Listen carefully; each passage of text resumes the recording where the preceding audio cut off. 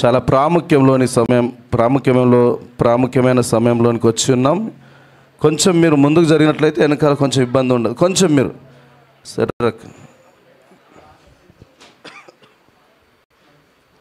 కొంచెం ఇక్కడ ఉన్నవారు కొంచెం ముందుకు జరిగితే ఆ వెనక వారికి ఇబ్బంది ఉండదు.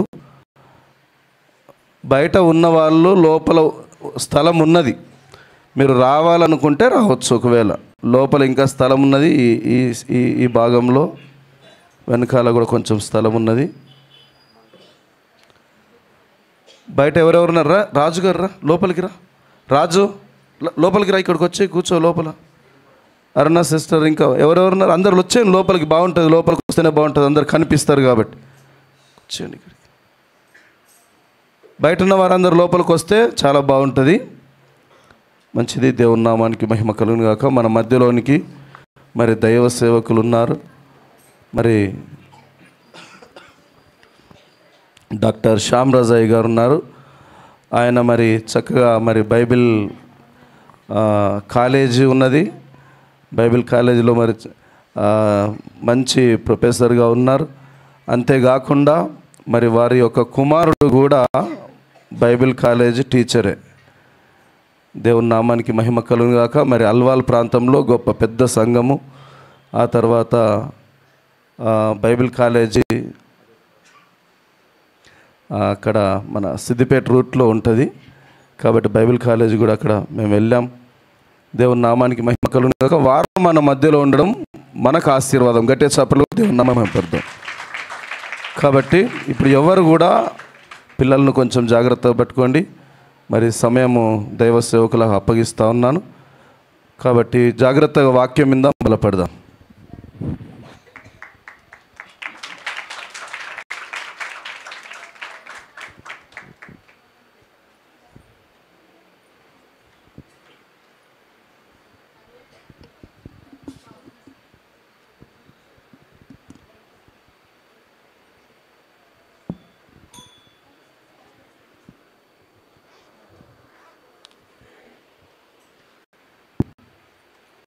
చిన్న మాట చదువుదామమ్మా. తిమోతికి రాసినటువంటి అపోస్తులుడైన పౌలు తిమోతికి రాసినటువంటి 2వ పత్రిక 194-95 పేజీ బైబిల్ వెనక నుండి 195 లేక 94 పేజీలో ఉంది. అపోస్తులుడైనటువంటి పౌలు తిమోతికి రాసినటువంటి 2వ పత్రిక. ఒక వచనం నేను చదువుతాను, ఒక వచనం మీరు చదవండి అమ్మా. కొన్ని మాటలు మాత్రమే చదువుదాం. అందరికీ దొరికిందండి? బైబిల్ వెనక నుండి 195 పేజీ తిమోతికి రాసిన 2వ పత్రిక. నా కుమారుడా, క్రీస్తు యేసునందున్న కృపచేత బలవంతుడవు కమ్ము.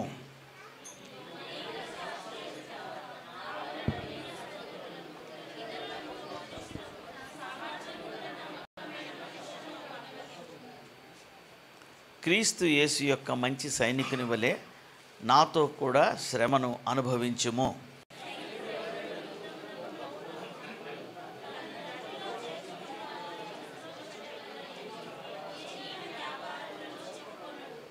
ఐదవ వచనం, మరియు జట్టి అయినవాడు పోరాడునప్పుడు నియమ ప్రకారము పోరాడకుంటే వానికి కిరీటము దొరకదు.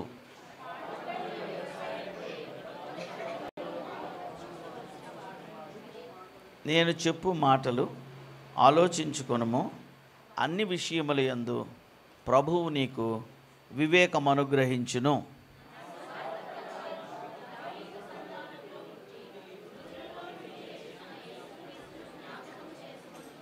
తొమ్మిదవ వచనం,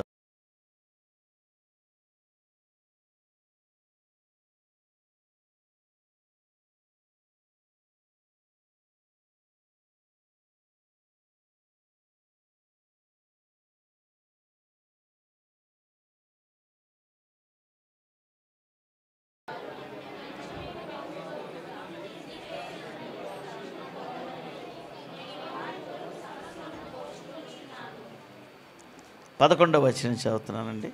ఈ మాట నమ్మదగినది ఏదనగా మనం ఆయనతో కూడా చనిపోయిన వారమైతే ఆయనతో కూడా బ్రతుకుదుము.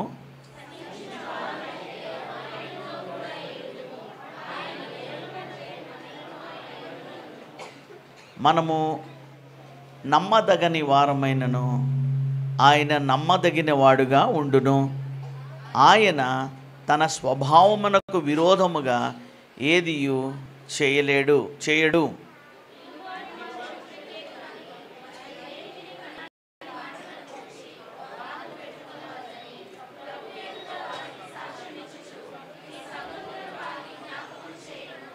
పదిహేను వచనమ్మ, దేవుని ఎదుట గాను సిగ్గుపడనక్కరలేని పనివానిగాను సత్యవాక్యమును సరిగా ఉపదేశించువానిగాను నిన్ను నీవే దేవునికి కనుపరుచుకున్నట్టుకు జాగ్రత్త పడుము.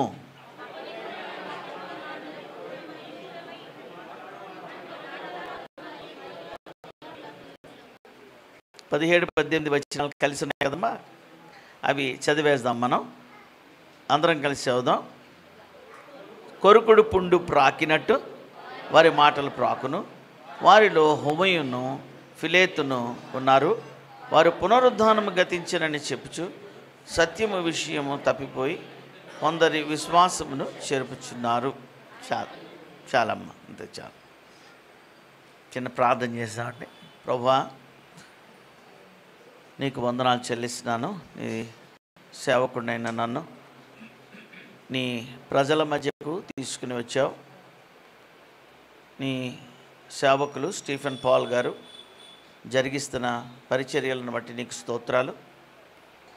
ఎవరైతే ఈ సంఘమునకు బాధ్యులుగా ఉన్నారో వారందరికీ నీకు వందనాలు చెల్లిస్తూ, నాయన ఈ ప్రాంతాల్లో నీ సేవకుడిని నిలబెట్టుకుని మీరు ప్రారంభించిన పనిని బట్టి నేను స్తుతిస్తూ, నాయన ఈరోజు ఇంత చక్కని నాయన ప్రభు మందిరముని ఇచ్చి అనేక మంది బిడ్డలు ఇక్కడికి ఆసక్తితో ఆశతో 500 గంటలు ప్రార్థించడానికి వారు పూనుకొని వారు చేసినటువంటి విజ్ఞాపనలు, వారి ప్రార్థనలు, వారి విన్నపములను నువ్వు విన్నావని విశ్వసిస్తున్నాం. మిగిలిన సమయం మాకు ఆశీర్వాదకరంగా చేయండి. నీ సేవకుడైన నన్ను కూడా బలపరచండి. మీరే నా నోటికిని నా ఆలోచనలకును తోడుగా ఉండి పరిశుద్ధాత్మ దేవుడు అయిన నీవు నీ సిలువ చాటున నన్ను మరుగుపరిచి సంఘమును బలపరచుటకు తగిన మాటలను దయచేయమని సహాయం కొరకు వేడుకుంటూ పూర్తిగా నీ మీద ఆధారపడుతూ మా ప్రభువును మీ ప్రియకుమారుడైన యేసుక్రీస్తు వారి నామమున ప్రార్థించి వేడుకుంటున్నాం తండ్రి. దేవునికి స్తోత్రాలు. ప్రియులారా, మరి స్టీఫెన్ పాల్ గారు ఇచ్చిన ఆహ్వానాన్ని బట్టి మరి బ్రదర్ చెప్పారు కదా బైబిల్ కాలేజ్ అని. మా కుమారుడు నాకు చెప్పాడనమాట, డాడీ మీరు ఇలాగా 2 days వెళ్ళవలసి ఉంటుంది, మరి ఈ యొక్క ప్రేయర్స్ ఎండింగ్లో దేవుని వాక్యం చెప్పమని అడుగుతున్నారని వారు చెప్పారు. కనుక నేను బ్రదర్ని అభినందిస్తున్నాను. ఈ యొక్క ప్రేయర్స్ అవన్నీ ఎక్కువ వివరాలు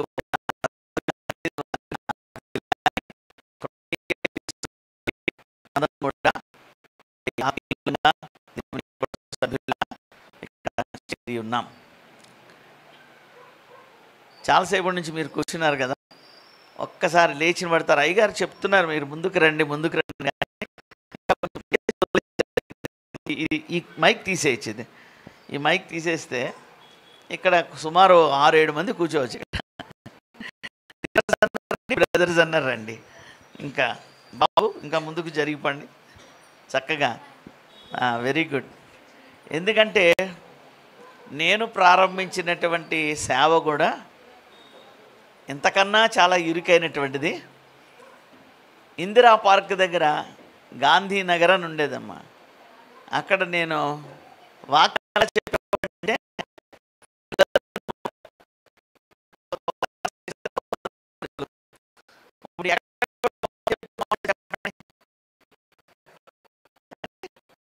మధ్యలో కనుక తలుపు మధ్యలో నిలబడి చెప్పేవాడు. తలుపు మధ్యలో నిలబడి అటు చూసి చెప్పేవాడిని, ఇటు కూడా చూసి చెప్తా ఉండేవాడిని. హల్లెలూయా. కనుక నాకేం ఇబ్బంది లేదు. కాకపోతే ఏంటంటే నేను ఇలాగ చెప్తుండేవాడిని, ఒకటికి 10 సార్లు ముందుకు జరగండి, ముందుకు జరగండి, ముందుకు జరగండి అని. ఇప్పుడు కూడా కొంచెం పెద్ద మందిరం దేవుడు ఇచ్చినా ఇప్పుడు కూడా అలాగే చెప్తా ఉన్నాను. అందువల్ల మీ పాస్టర్ గారికి నేను చెప్తున్నాను, ఆయన చెప్పారు, నేను చెప్పాను, కానీ ఏ మూమెంట్ కనబడడం లేదు. నేను అంటున్నాను, ఈ మధ్యలో ప్లేస్ ఉంది, ఇక్కడ 6-7 కూర్చోవచ్చు, రండి అంటున్నానమ్మా. అందరూ ఒకసారి లేచి నిలబడతారా? బయట ఉన్నవాళ్ళు లోపలికి వచ్చేసేయండి, ఇక్కడ అడ్జస్ట్ అయిపోతుంది కానీ. రండి అమ్మా, ప్లీజ్ కమ్. ఇటు వచ్చేయండి, ముందుకు రండి అమ్మా, ఇటు రండి. నిలబడతారమ్మా, అందరూ ఒకసారి నిలబడతారు. లేచి నిలబడండి అందరూ. మీలో ఎంతమందికి బైబిల్ కోరస్ వచ్చి బైబిల్ పల్లవి పాడతారా మీ చర్చిలో ఎప్పుడైనా? పఠింప శ్రేష్ఠ గ్రంథము అనే పాట పాడతారా? ఇక వచ్చిన వాళ్ళు నాతో కలిసి పాడండి. పఠింప శ్రేష్ఠ గ్రంథము బైబిల్, పఠింప శ్రేష్ఠ గ్రంథము బైబిల్, అనుదినం పఠించిన ప్రేమ తోడ నడుపును, ఓ పఠింప శ్రేష్ఠ గ్రంథము బైబిల్. ఇంగ్లీష్లో కూడా పాడు. The best book to read is the Bible, the best book to read is the Bible.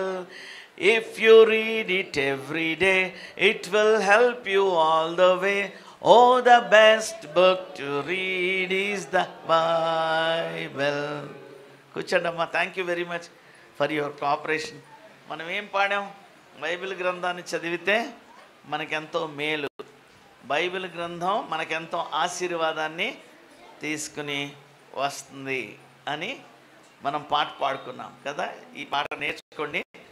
మీరు ఫ్యూచర్లో కూడా దేవుని వాక్యం వినకముందు సంఘమంతా లేచి నిలబడి ఈ పల్లవి పాడుకుని బైబిల్ గ్రంథం పైకి కూర్చోండి. అయ్యగారు వద్దులేండి, పర్వాలేదు. బైబిల్ కోరస్ నేర్పించండి, దగ్గర పెట్టుకోండి. Okay right. Stand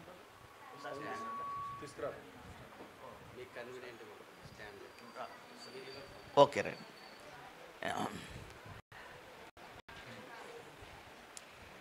కూర్చున్నారమ్మా? Are you comfortable?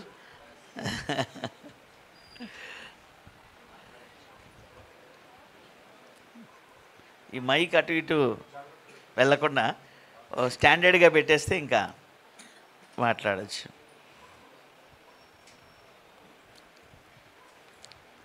ఒక చర్చిలో ఇలాగే సండే స్కూల్ పిల్లలు ఉంటారు కదా, సండే స్కూల్ ఉంటుంది, లేకపోతే VBS అంటారు కదా, అలాంటి చిన్నపిల్లల తరగతులు జరిగేటటువంటి సండే స్కూల్లో అన్నారంట, బైబిల్లో ఏముందో ఎంతమందికి తెలుసు అన్నారు. బైబిల్లో ఏముందో ఎంతమందికి తెలుసు అంటే, ఓ చిన్న పాప చేయి పైకెత్తిందంట. నాకు తెలుసు సారా అందంట. ఏంటమ్మా అంటే, మా నాన్నగారు వాచి రిపేర్ రిసిప్టు, మా అక్క పెళ్లి కార్డు అందంట. బైబిల్లో ఏముందా తెలుసా అంటే ఏముందమ్మా? అందులో ఏమున్నాయి అంటే అక్క పెళ్లి కార్డు, అమ్మ మందు చీటి, నాన్నగారు యొక్క వాచ్ రిపేర్ రిసిప్ట్ ఉందని. ఇప్పుడు అది అర్థమైందనమాట అమ్మాయికి. అర్థమైందా? బైబిల్లో ఏముందంటే ఏమర్థమైంది ఆవిడికి? పెళ్లి కార్డు ఉంది, వాచ్ రిసిప్ట్ ఉంది అనుకుంది. అంతేనా? అవే ఉన్నాయమ్మా బైబిల్లో? బైబిల్ అందుకేనా? అందుకొరకు కాదు కదా. చాలామంది బైబిల్ని రకరకాలుగా వాడేస్తూ ఉంటారు. ఏమంటే కొంతమంది నాలాంటి సేవకులు కూడా పిచ్చి పనులు చేస్తూ ఉంటారు. ఏంటంటే దయ్యం పట్టింది అని బైబిల్తో కొడుతూ ఉంటారు. బైబిల్తో కొడితే దయ్యం పోదు. ఇంకొంతమంది ఎలాగంటే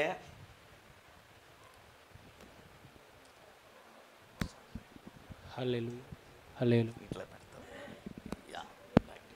దీన్ని దీన్ని ఇట్లా తిప్పేసి ఇందులో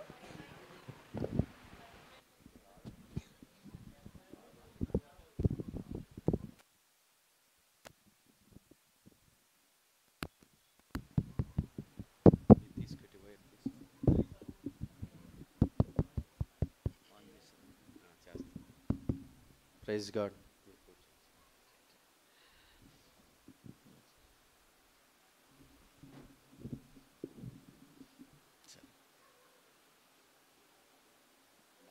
చాలామంది అలాగా బైబిల్ని రకరకాలుగా వాడుకుంటూ ఉంటారు. కొంతమందికి దయ్యం అంటే భయం అనుకోండి, తల కింద బైబిల్ పెట్టుకుని పడుకుంటారు.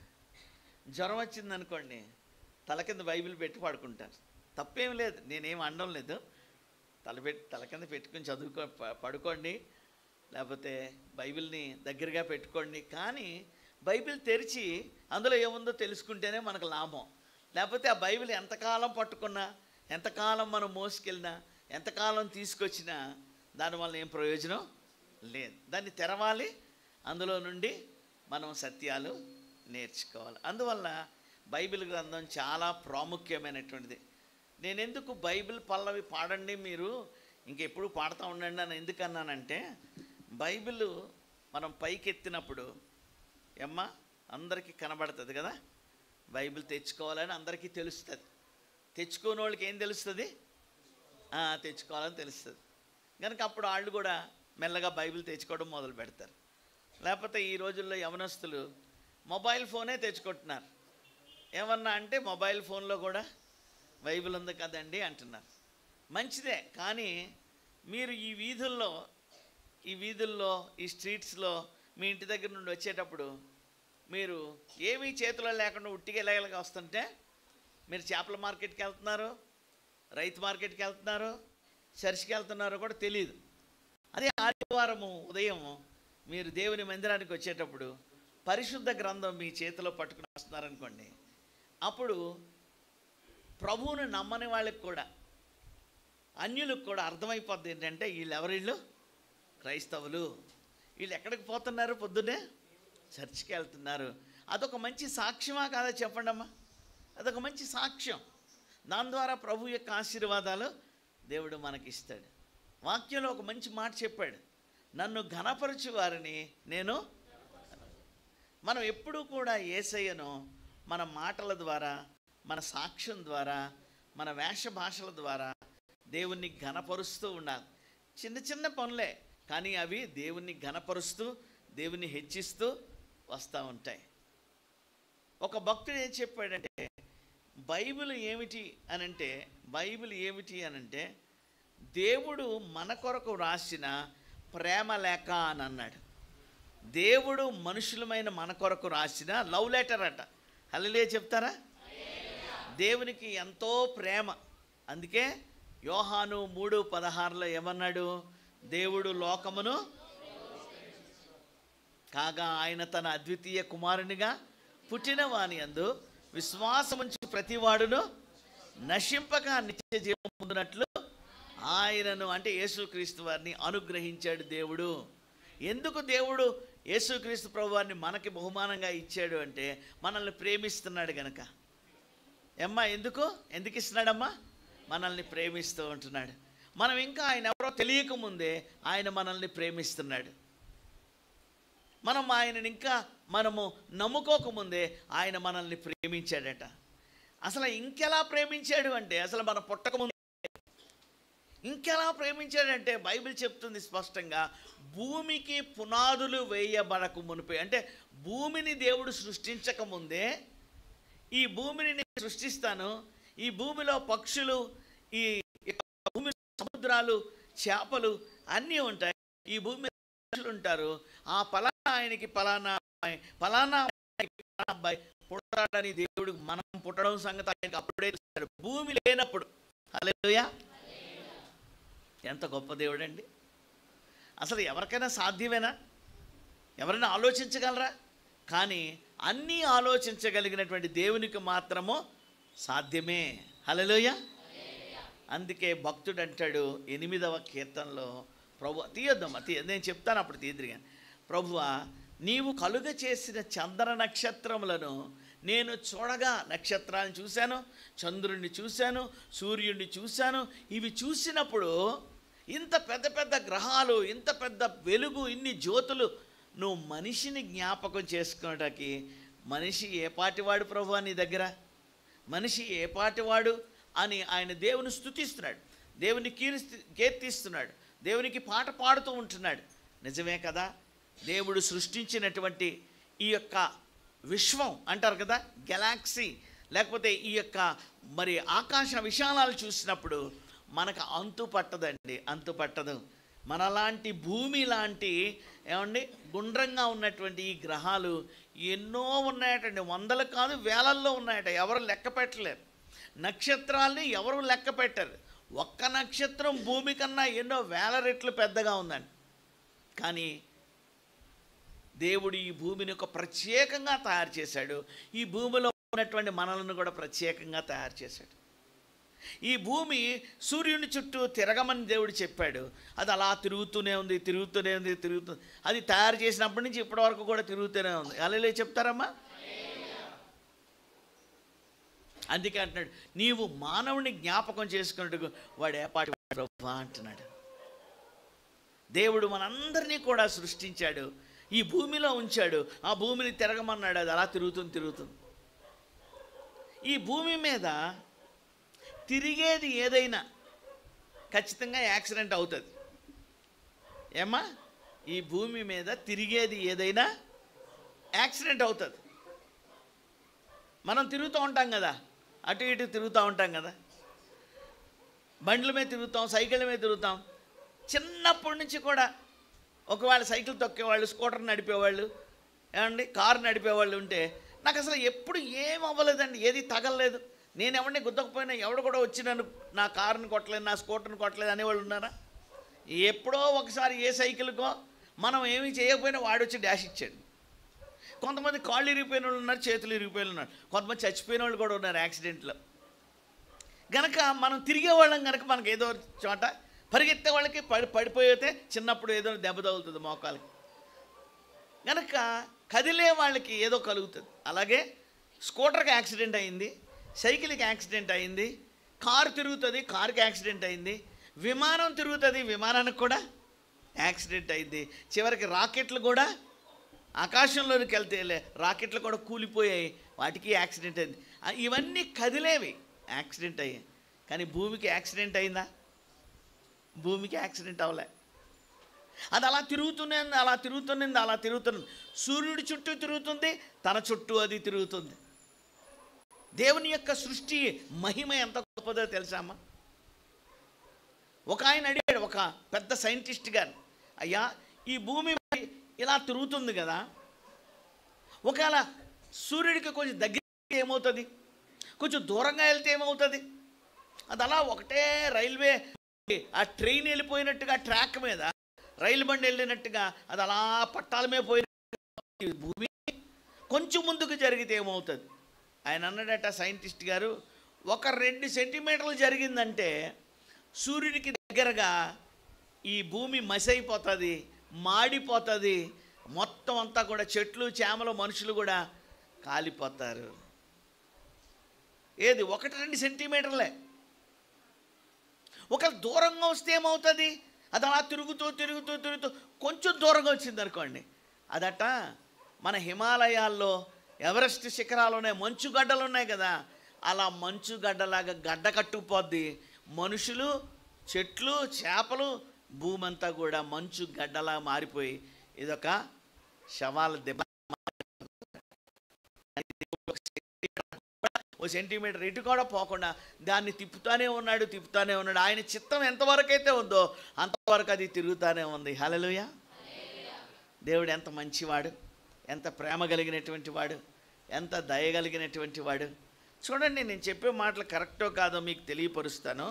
యోహాను సువార్త చివరి అధ్యాయం, యోహాను సువార్త చివరి అధ్యాయం. యోహాను సువార్త ఉంది కదమ్మా, మత్తయి, మార్కు, లూకా, యోహాను సువార్త 21వ అధ్యాయం ఆఖరి మాట చదువుతారా? 25వ వచనం. యేసు ప్రభు వారు చేసిన కార్యములు, చాలా కార్యాలు చేశారు ఆయన. వాటిలో ప్రతి దానిని వివరించి వ్రాసిన ఎడల అట్లు వ్రాయబడిన గ్రంథములకు ఎన్ని చూడండి నాకు తోచుచున్నది. కనుక యేసు ప్రభు వారు చేసిన కార్యాలని వివరిస్తూ రాస్తే చాలా కార్యాలు చేశారు. కానీ ఆ కార్యాలన్నీ రాస్తే భూలోకం అంతా కూడా గ్రంథాలు నింపేసిన ఏమండి సరిపోదు, ప్లేస్ సరిపోదు. అందుకొరకు ఏం చేశాం మేము? దేవుని సేవకులు చెప్తున్నారు, దేవుని పరిశుద్ధాత్మ ద్వారా నడిపింపబడి నింపబడి రాసినటువంటి భక్తులు చెప్తున్నారు. యోహాను భక్తుడు చెప్తున్నాడు, ఏమంటున్నాడు? 20వ అధ్యాయం 30-31 వచనం చూడండి అమ్మా. మరియు అనేకమైన ఇతర సూచక క్రియలను యేసు తన శిష్యుల ఎదుట చేసెను. చాలా సూచక క్రియలు, చాలా అద్భుతాలు ఎన్నో చేశారు ఆయన, చాలా చేశారు. అయితే అవి ఈ గ్రంథమందు రాయబడి అవి ఈ గ్రంథమందు అంటే బైబిల్ గ్రంథమునందు రాయబడి ఉండలేదు. కానీ యేసు దేవుని కుమారుడైన, గమనించాలి, అవన్నీ రాయబడలేదు, కొన్నే రాశాం, కొన్నే రాయబడ్డాయి. ఎందుకు? యేసు దేవుని కుమారుడైన క్రీస్తు అని మీరు నమ్మినట్లును, క్రీస్తు అని మీరు నమ్మునట్లును, నమ్మి ఆయన నామమందు జీవము పొందునట్లును, నమ్మి ఆయన నామమందు జీవం పొందునట్లును ఇవి వ్రాయబడిను. ఇవి వ్రాయబడెను. హల్లెలూయా. చూసారండి, ఎన్నో గ్రంథాలు కూడా సరిపోవు. యేసు ప్రభు చేసిన కార్యాలు, యేసు ప్రభు చేసిన సూచక క్రియలు, యేసు ప్రభు వారు చెప్పిన బోధలు, కానీ కొన్ని రాసామేమో. ఆ కొన్నింటిని ఈ బైబిల్ గ్రంథంలో దాచిపెట్టి మీకు అందించడం జరిగింది. ఎందుకు కొన్నిటినే, అవసరమైన వాటినే పరిశుద్ధాత్మ దేవుడు రాయించాడంటే దానికి ఒక కారణం ఉంది. ఆ కారణం ఏంటంటే యేసు దేవుని కుమారుడైన క్రీస్తు అని మీరు నమ్మునట్లును, నమ్మి ఆయన నామమందు జీవము అంటే పరలోకము నిత్య జీవము పొందునట్లు బైబిల్ గ్రంథము వ్రాయబడింది. బైబిల్ గ్రంథం ఎందుకు రాయబడ్డదండి? యేసు ప్రభు దేవుని కుమారుడని తెలుసుకోవడానికి రాయబడ్డది. అందుకే దేవుడు రాసినటువంటి ప్రేమ లేఖ, ఆ ప్రేమను దేవుడు గుండె నిండా నింపుకొని మన విషయమై ప్రేమ కలిగిన వాడై, మీరు అనొచ్చు డబ్బు లేని వాళ్ళని కూడా ప్రేమిస్తాడా అండి? అవును ప్రేమిస్తాడు. చేతులు కాళ్ళు లేని వాళ్ళని కూడా ప్రేమిస్తాడు. అవును చేతులు కాళ్ళు లేని వాళ్ళని కూడా ప్రేమిస్తాడు.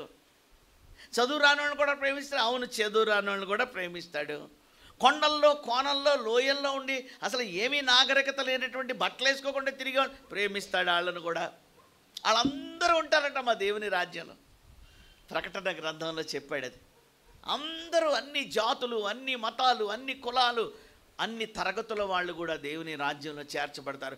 అక్కడ ఏమీ కూడా భేదం ఉండదు. అందరికీ ఒకటే రంగు బట్టలు, తెల్లని వస్త్రములు ఇచ్చేసి దేవుడు ఒకడినొకడు గుర్తుపట్టుకోకుండా, ఎవడు ఏ కులమో, ఎవడు ఏ మతమో, ఎవడు గొప్పోడో, ఎవడు భేదోడో, ఎవడు చదువుకున్నాడు, ఎవడు ఏమీ భేదం లేదట. అందరూ తెల్లని వస్త్రములు ధరించుకొని ఖర్జూర మట్టలు చేత పట్టుకొని దేవుని సన్నిధిలో పాటలు పాడతామట. మనం దేవుడు ఎంత ప్రేమ కలిగిన వాడు. మనమైతే ఎన్నో భేదాలు కదా, మనం ఎంత ముఖాలు చూస్తూ ఉంటాం, మనమంతా కులాలు చూస్తూ ఉంటాం, మనమంతా కూడా హెచ్చుతగ్గులు చూస్తూ ఉంటాం, మనందరం కూడా గొప్ప భేదా చూస్తూ ఉంటాం ఏమండి. కానీ యేసయ్యట అందరినీ ప్రేమిస్తున్నాడట. అందుకే ఆయన అన్నాడు, ప్రయాసపడి భారము మోసుకొని వచ్చిన సమస్త జనులారా నా యొద్దకు రండి, నేను మీకు విశ్రాంతిని, నెమ్మదిని, సమాధానమును, శాంతిని నేను మీకు అనుగ్రహిస్తాను. హల్లెలూయా. దేవుడు ప్రేమించాడు, అది గొప్ప విషయం. దేవుడు ప్రేమించాడు. అయితే మరి దేవుడు ప్రేమిస్తున్నాడు అని మనకు ఎలాగ అర్థమవుతుంది? దేవుడు ప్రేమిస్తున్నాడు నన్ను అని నాకు ఎలాగ అర్థమవుతుంది? దేవుడు నన్ను ప్రేమిస్తున్నాడు అని మీకు ఎలాగ అర్థమవుతుంది? ఏదో చెప్తున్నారు, ఏదో రాశారు, కానీ ఎలాగా ఇది? నిజంగా ఆయన నన్ను ప్రేమిస్తున్నాడా? ప్రేమిస్తే ఎందుకు మా నాన్న చచ్చిపోయాడు? ప్రేమిస్తే నేను ఎందుకు బీదవాడుగా ఉన్నాను? ప్రేమిస్తే నేను ఎందుకు చదువు రాలేదు నాకు? ప్రేమిస్తే నేనెందుకు వాళ్ళలా లేను? ఎన్నో ప్రశ్నలు మనకి. అందుకే దేవుడు ఏం చేశాడంటే తన ప్రేమను మనకు చూపించడానికి ఇష్టపడ్డాడు. తన ప్రేమను మనకు చూపించడానికి, వెల్లడి చేయడానికి ఆయన ఇష్టపడ్డాడు. హల్లెలూయా. చూడండి, మరి దేవుడు ఎందుకు కనబడ్డండి? మరి దేవుడు ఎందుకు మన దగ్గరికి రాడు అని మీరు అనొచ్చు. దానికి జవాబు యోహాను సువార్తలోనే 1వ అధ్యాయము చూడండి అమ్మా, 18వ వచనమమ్మా. ఎవడును ఎప్పుడైనను దేవుని చూడలేదు, తండ్రి రొమ్ముననున్న అద్వితీయ కుమారుడే ఆయనను బయలుపరిచెను. చూడండి ఇక్కడ ఏం చెప్తున్నాడంటే, ఎవడును ఎప్పుడైనాను దేవునిని చూడలేదు. అమ్మ వింటున్నారా? దేవుని ఎవడు చూడలేదు. ఎందుకంటే చూసి ఎవరు కూడా బతకలేరు, చూసి ఎవరు కూడా భరించలేరు. మీరు ఎండాకాలంలో, వేసవి కాలంలో మండు టెండలో మే నెల ప్రాంతంలో సూర్యుడి వైపు చూసి మీరు అలా కళ్ళు పెట్టుకుని చూశారు, కొద్దిసేపు మీకు కళ్ళు కనబడవు. మీరు అలా సూర్యుని వైపు చూస్తున్నారనుకోండి, ఎండాకాలంలో తీవ్రమైన వేడి ఉన్నప్పుడు మీ కళ్ళల్లోంచి నీళ్లు కారుతూ ఉంటాయి. ఆ వేడిని మనం తట్టుకోలేం.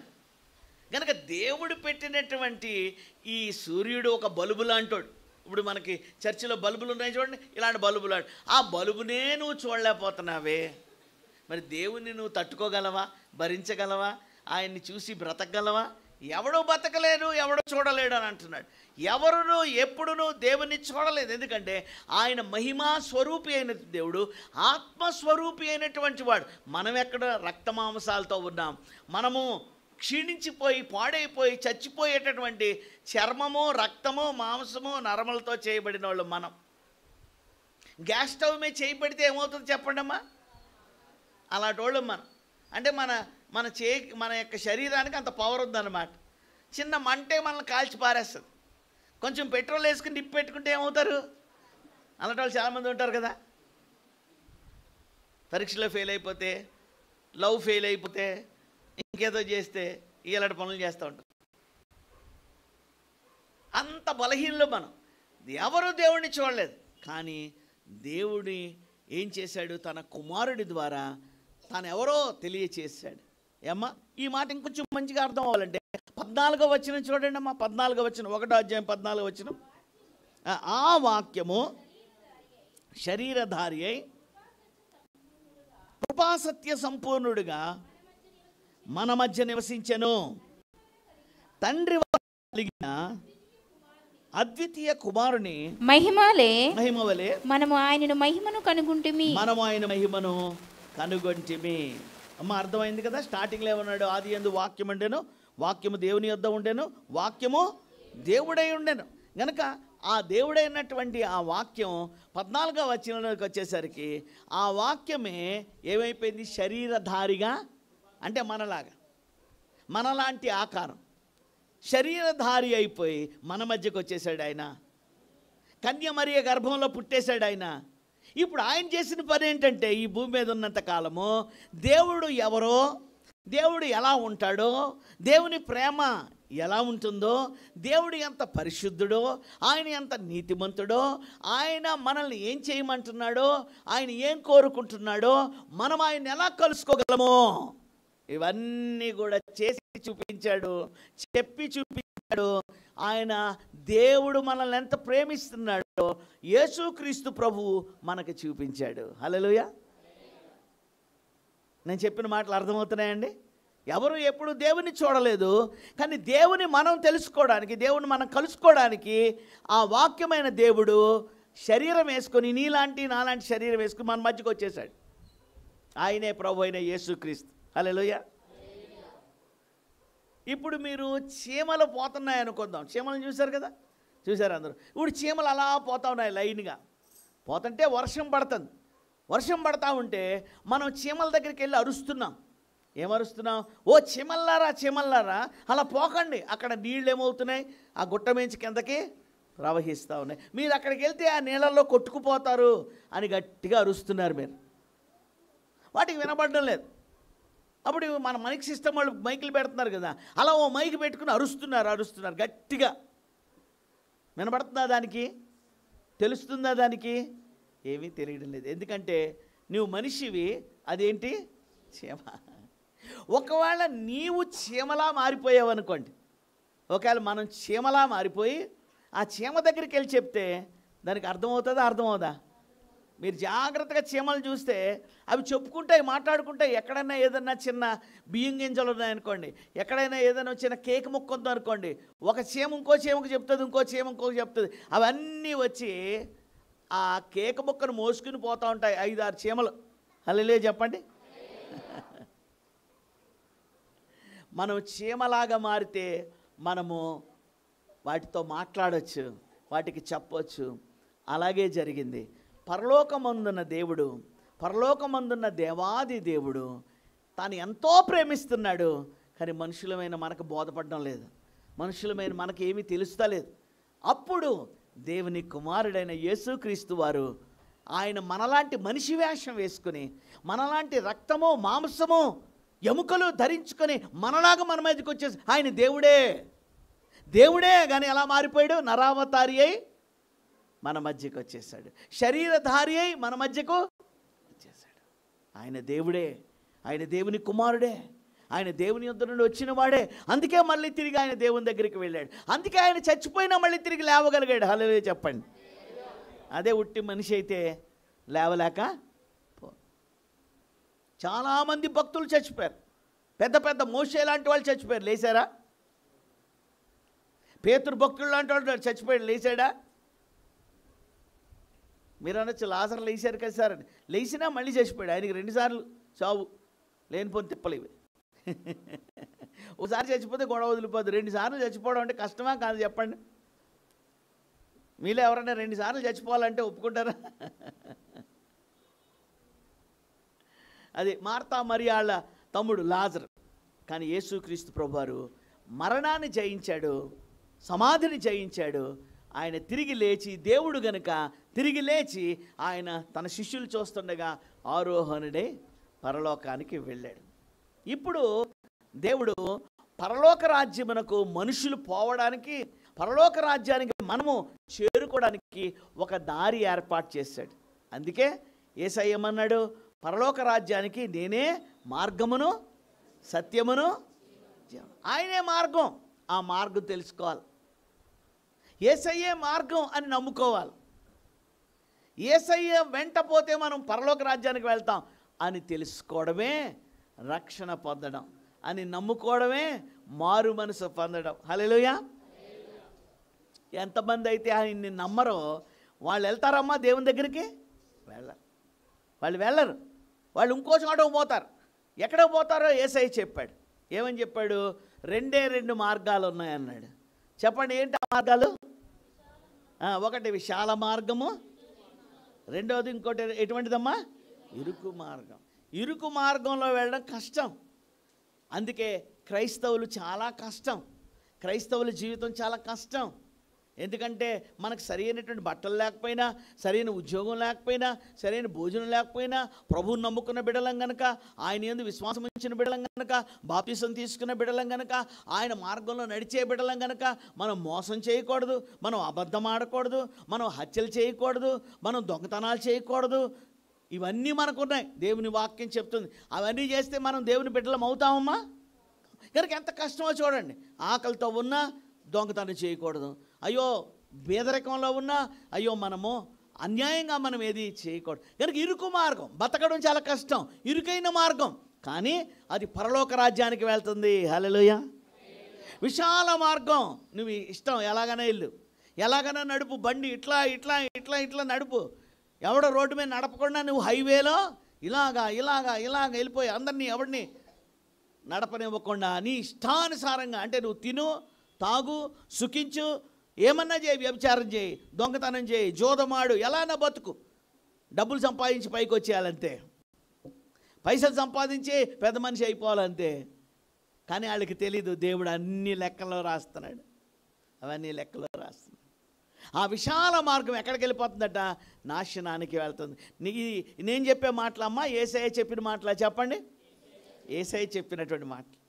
ఇప్పుడు మనం అందరం ఏమి చెప్పామంటే, యేసయ్య మాకు ఆ విశాల మార్గం వద్దు, ఆ నాశనానికి వెళ్ళే మార్గం మాకొద్దు, మాకు నాశనం అవడం ఇష్టం లేదు, నరకానికి వెళ్ళడం ఇష్టం లేదు, మాకు నీవు కావాలి ప్రభా, నీ నిత్య జీవం కావాలి ప్రభా, నీ రాజ్యం కావాలి ప్రభా, మేము కూడా నీతో ఉండేటటువంటి భాగ్యం కావాలి ప్రభా, నీవు మా కొరకు ఈ లోకానికి వచ్చావని చెప్పారు. వాక్యంలో మేము నిన్ను నమ్ముకుంటున్నాం, మమ్మల్ని ప్రేమించి మా పాపముల కొరకు శిలువలో నువ్వు మరణించావని బైబిల్ చెప్తుంది. మేము నిన్ను నమ్ముకుంటున్నాం, నీ దగ్గరకు వచ్చి మా పాపాలు కడగమని అడుగుతున్నాం. నీ రక్తం మమ్మల్ని కడిగి వేసింది, నీ బిడ్డలుగా మమ్మల్ని చేసుకుంది, మేము పరలోక రాజ్యానికి వెళ్ళే మార్గంలో ఉన్నాము అని దేవుణ్ణి మనము నమ్ముకున్నాము. ఆయన్ని స్తుతిస్తున్నాము, బాప్తిసం తీసుకున్నాము, ప్రభు బలలో పాలుపంపులు పొందుతున్నాము, దేవుని మందిరానికి మనం వస్తూ ఉన్నాం. హల్లెలూయా చెప్పండి అమ్మా. నమ్ముకున్నారా లేదా చెప్పండి. మీరందరూ ప్రభువుని విశ్వసించారా లేదా? మీ అందరికీ దేవుడు ఒక్కడేనా లేక ఇద్దరు దేవుళ్ళు ఉన్నారా? మీరు యేసు ప్రభువుని నమ్మి ఇంకెవరికో మొక్కుతున్నారా? ఇంకెవరినో వెంబడిస్తున్నారా? ఇంకెక్కడో బలులు అర్పిస్తున్నారా? ఇంకెక్కడో దేవాలయాలకు వెళ్తున్నారా? ఒట్టి యేసు ప్రభువుని మాత్రమే నేను నమ్ముకున్నాను, ఆయనే నా దేవుడు, ఆయనే నా రక్షకుడు, ఆయనే నా ప్రభు అన్న వాళ్ళందరూ చేయి పైకెత్తి ఒకసారి చూపించడం. అబ్బా చాలామంది చేతులు పైకెత్తున్నారు. హల్లెలూయా, వెరీ గుడ్. ఒకవేళ ఇంకా మీలో ఎవరైనా అలాగూ విశ్వసించకపోతే, అలాగూ మీరు నమ్మకపోతే, మీరేం చేయాలంటే ఆలస్యం చేయకుండా యేసుక్రీస్తు ప్రభువారిని మీరు విశ్వసించాలి, ఆయన్ని నమ్మాలి, ఆయన అనుగ్రహించే పాప క్షమాపణ పొందాలి. అప్పుడు మీ జీవితం రూపాంతరపరచబడ్డది. 2 కొరింథీయులు చదవద్దు, నేను చెప్తాను వినండి. 2 కొరింథీయులు రాసిన పత్రిక 5వ అధ్యాయం 17వ వచనంలో పౌలు భక్తుడు ఒక మాట అన్నాడు. ఏమన్నాడంటే, యేసుప్రభుని నమ్ముకున్న వాళ్ళందరూ కూడా, యేసుప్రభుని తెలుసుకున్న వాళ్ళందరూ కూడా, యేసుప్రభు నా దేవుడు అని చెప్పే, ఇప్పుడు మీరందరూ చేతులు పైకెత్తారు కదా, అలా చేతులు పైకెత్తినటువంటి వాళ్ళందరూ కూడా ఎలా ఉన్నారంటే, ఎవరైతే క్రీస్తునందు ఉన్నారో, ఎవరైతే క్రీస్తుని నమ్ముకున్నారో, కాగా ఎవడైనను క్రీస్తునందున్న ఎడల, చెప్పండి తర్వాత ఏ మాట ఏంటి, వాడు నూతన సృష్టి, పాతవి గతించెను, ఇదిగో సమస్తమును, చెప్తారా, పాతవి గతించెను, ఇదిగో సమస్తమును. చూసారా, యేసుక్రీస్తు దగ్గరికి వచ్చిన నీవు, పరలోక రాజ్యానికి మార్గమైన యేసయ్యను నమ్మిన నీవు, యేసుక్రీస్తు మార్గంలో కాలు పెట్టిన నీవు, అడుగు పెట్టిన నీవు ఎలాగవుతున్నావట? నూతన సృష్టిగా మార్చబడుతున్నావట. చెప్పండి అమ్మా, ఎలా మార్చబడుతున్నారు? నూతన సృష్టి అంటే ఏంటి అర్థం? నూతన సృష్టి అంటే ఏంటి బాబు అర్థం?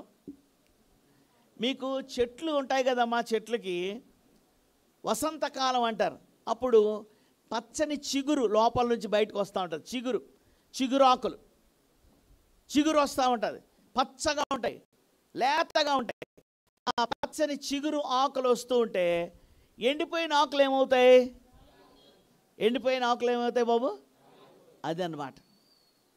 యేసయ్యను నమ్ముకున్నటువంటి వాళ్ళ యొక్క పాత ఆకులు, ఎండిపోయిన ఆకులు ఏమవ్వాలా? రాలిపోవాలి. మరి రాలిపోయా? ఒకసారి ఇలాంటి చర్చిలో కరెంటు పోయింది. కరెంటు పోయేసరికి అయ్యో ఎలా కరెంటు పోయిందని చెప్పి అంటుంటే టక్కున ఒక అంకులు అగ్గిపెట్టి తీశాడు. ఏం భయపడకండి, టక్కనే వెలిగించాడు. అసలు మీకు అగ్గిపెట్టి ఎక్కడదాన్నాను నేను. ప్రభువు నమ్ముకున్నాడు, చర్చిలోకి వచ్చాడు, కానీ పాతది పోయిందా? పోలేదు. ఇంకా సిగరెట్ పెట్టి పుల్ల డబ్బి అవి అలాగే ఉన్నాయి. చాలామంది అలాగే ఉంటారు. ఏమ్మా, ప్రభువుని నమ్మేమంటారు కానీ పాతవి వదిలిపెట్టరు. ఎండిపోయిన ఆకులు రాలిపోయి నూతన సృష్టిగా నూతనమైన చిగురాకులు బయటికి, నూతన ఫలాలు బయటికి రావాలి. కానీ పాతయ్యే వెంట పెట్టుకుని కొన్నిసార్లు ఈరోజు ఈ చక్కని అద్భుతమైనటువంటి ముగింపు కూడికల్లో, ఈ 2 రోజుల కూడికల్లో మీరు గుండె మీద చేసుకుని చెప్పాలి, నేను ప్రభువుని నమ్ముకున్నాను, పాతవి పోయాయి, పాతవి నా జీవితంలో నుండి పోయాయి, ఆ రోత క్రియలు పోయాయి, ఆ పాపపు మాటలు పోయాయి, ఆ పాపపు చేష్టలు పోయాయి, నేను ప్రభువునందు విశ్వసించి నూతన సృష్టిగా మార్చబడ్డాను, పాత ఆకులు రాలిపోయాయి అని చెప్పగలిగి ఉండాలి. ఇంకా పాతవి పెట్టుకుని ఉంటే దానివలన దేవునికి మహిమ కలగదు, దానివలన నీకు నిత్య జీవ రాజ్యము కూడా ప్రాప్తించదు. దాని అర్థం నువ్వు ఇంకా ప్రభువుని నమ్మలేదు సరిగా అని అర్థం. ఒక అమ్మగారు ఉండేదంట, చాలా చక్కగా ఇల్లంతా బాగా పెట్టుకునేవారంట. వాళ్ళ భర్త గారు మాత్రము ఆయన కారు షెడ్లో పనిచేస్తూ ఉంటాడు. ఒక సిక్కు మతస్థులు అంటారు కదా, పగిడి గిగిడి పెట్టుకుంటారు, సిక్కుల వాళ్ళు అంటారు కదా. ఆయన ఇంకా ఆయనకి వర్క్ తప్ప ఏం తెలియదు, బాగా పనిచేయడం పొద్దున్న సాయంత్రం వరకు, డబ్బు తీసుకొచ్చి భార్యకి ఇచ్చేయడం. ఇంకా ఆయన ఒకసారి బయటికి వెళ్ళాడంటే మళ్ళీ సాయంత్రం వచ్చేసరికి చెమట కంపు, ఎంత చెమట, పని చేసి బట్టలు మాసిపోయి. ఓ రోజు ఆవిడ చెప్పిందట, నువ్వు రేపు కొంచెం ముందు రావాలా, మనం ఒక పెద్ద ఫంక్షన్కి, మ్యారేజ్ రిసెప్షన్కి వెళ్తున్నాం, అక్కడ మనం చాలా చక్కగా తయారీ, గొప్ప గొప్ప వాళ్ళు వస్తారు, అందరూ చాలా మరి చదువుకున్న వాళ్ళు, డబ్బున్న వాళ్ళు వస్తారు, కనుక నువ్వు నేను మనం వెళ్తున్నాం, అక్కడ మనకి ఇన్విటేషన్ వచ్చిందని చెప్పిందని. సరే సరే సరే డియర్ అన్నాడంట. నేను నీకు వేసుకోవాల్సిన బట్టలు, కోటు, టై అన్నీ, మొత్తానికి బనియను, డ్రాయర్ అన్నీ పెడతాను ఇక్కడ, నువ్వు వచ్చి శుభ్రంగా స్నానం చేసుకుని వేసుకోను. వచ్చాడు, స్నానం చేసుకున్నాడు, అన్నీ వేసుకున్నాడు, వెళ్ళారు. పెద్ద ఆడిటోరియంలో కూర్చున్నాడు, భర్త కూర్చున్నాడు, పక్కన భార్య కూర్చుంది. కానీ ఆమెకేదో కొంచెం చెమట వాసన, మురికి వాసన వస్తుంది. అడుగుతున్నాను, నువ్వు నేను ఇచ్చినవన్నీ వేసుకున్నావా అంటాను. వేసుకున్నాను డియర్ అంటాడు. నువ్వు బనియన్ మార్చుకున్నావా? మార్చుకున్నాను, నువ్వు పెట్టావు అదే ఇచ్చావు కదా అన్న. ఆఖరిని అడిగిందంట, అన్నీ అడిగి, నువ్వు సాక్సులు మార్చుకున్నావా అందంట. అంటే మార్చుకున్నాను నేను. మరి ఏంటి వాసన వస్తుందంట. నాకు తెలుసు డియర్, నువ్వు నమ్మవనే, ఇదిగో కోట్ పాకెట్లో పెట్టుకుని తెచ్చాను అన్నాడట. సాక్సులు మార్చుకున్నాను అంటే సాక్సులు మార్చుకున్నాడు అని భార్య నమ్మని ఆవిడని నమ్మించడానికి ఏం తెచ్చాడు? పాత సాక్సే మళ్ళీ కోటు పాకెట్లు. ఇంకా వాసన ఎక్కడ పోద్ది చెప్పండి? జాగ్రత్త, ఈ రాత్రి మీరు మనసులో ఆలోచించుకోండి. ఇంకా ఏమైనా ఉన్నాయా అలవాట్లు? ఇంకా ఏమైనా ఉన్నాయా కోరికలు? ఇంకా ఏమైనా ఆ పాత బ్రతుకేమైనా ఉందా? ఆ రోత బ్రతికేదైనా ఉందా? మీ చేష్టలు, మీ మాటలు యేసుక్రీస్తు ప్రభు మీ హృదయంలోనికి వచ్చినట్లయితే, ఆయన మీ హృదయంలో నివాసం ఉంటున్నట్లయితే 100% పరిశుద్ధాత్మ దేవుడు మిమ్మల్ని నూతన సృష్టిగా చేస్తాడు. ఆయన పరిశుద్ధుడు, ఆయన పరిశుద్ధుడు, ఆయన పరిశుద్ధుడు. హల్లెలూయా. నేను ఎందుకు ఇలాగ గట్టిగా చెప్తున్నానంటే, దేవుడు ఏమన్నాడంటే, యేసయ్య ఏమన్నాడంటే, నేను పరిశుద్ధుడను గనుక మీరును. అపవిత్రత ఎక్కడుంటుందో అక్కడ దేవుడు ఉండడు. పరిశుద్ధత ఎక్కడుంటుందో అక్కడ సాతానుడు ఉండడు. హల్లెలూయా చెప్పండి. అర్థమైందమ్మా? ఎక్కడైతే పాపం ఉంటుందో, ఎక్కడైతే అపవిత్రత ఉంటుందో అక్కడ దేవుడు ఉండడు. ఎక్కడైతే పరిశుద్ధత ఉంటుందో అక్కడ సాతానుడు ఉండడు. ఇప్పుడు చెప్పండి, దేవుడు కావాలా, సాతానుడు కావాలా?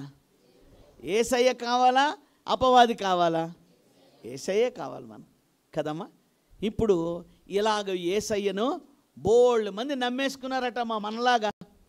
మనలాగా అలాగా యేసయ్యను నమ్ముకున్నారట. ఒకటే ఒక ప్రసంగం, ఒకటే ఒక సాక్ష్యం, ఒకటే ఒక ప్రసంగం చేశాడు పాస్టర్ గారు. సీమోను పేతురు అనేటటువంటి ఆయన లేచి నిలబడి ఆయన వాక్యం చెప్తే 3000 మంది బాప్తిసం తీసేసుకున్నారు. బాప్తిసం తీసేసుకున్నటువంటి వాళ్ళు ఏం చేయాలి సార్ మమ్మల్ని అని అడుగుతున్నారు. అప్పుడు వాళ్ళు ఏం చెప్పారంటే, చూడండి అపోస్తుల కార్యాలు 2వ అధ్యాయము 42వ వచనం చూడండి. అపోస్తుల కార్యాలు 2వ అధ్యాయం 42వ వచనం చదువుతారా?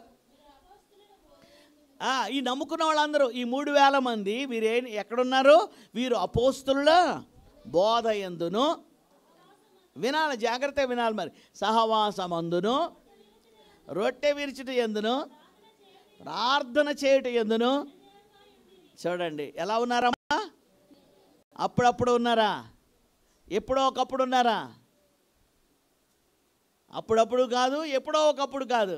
ఎలా ఉన్నారట? ఎడతెగక ఉండిరి. చెప్పండి నా వెనక. అంటే ఏంటి ఎడతెగక ఉండిరి అంటే? ప్రతిరోజు అంట.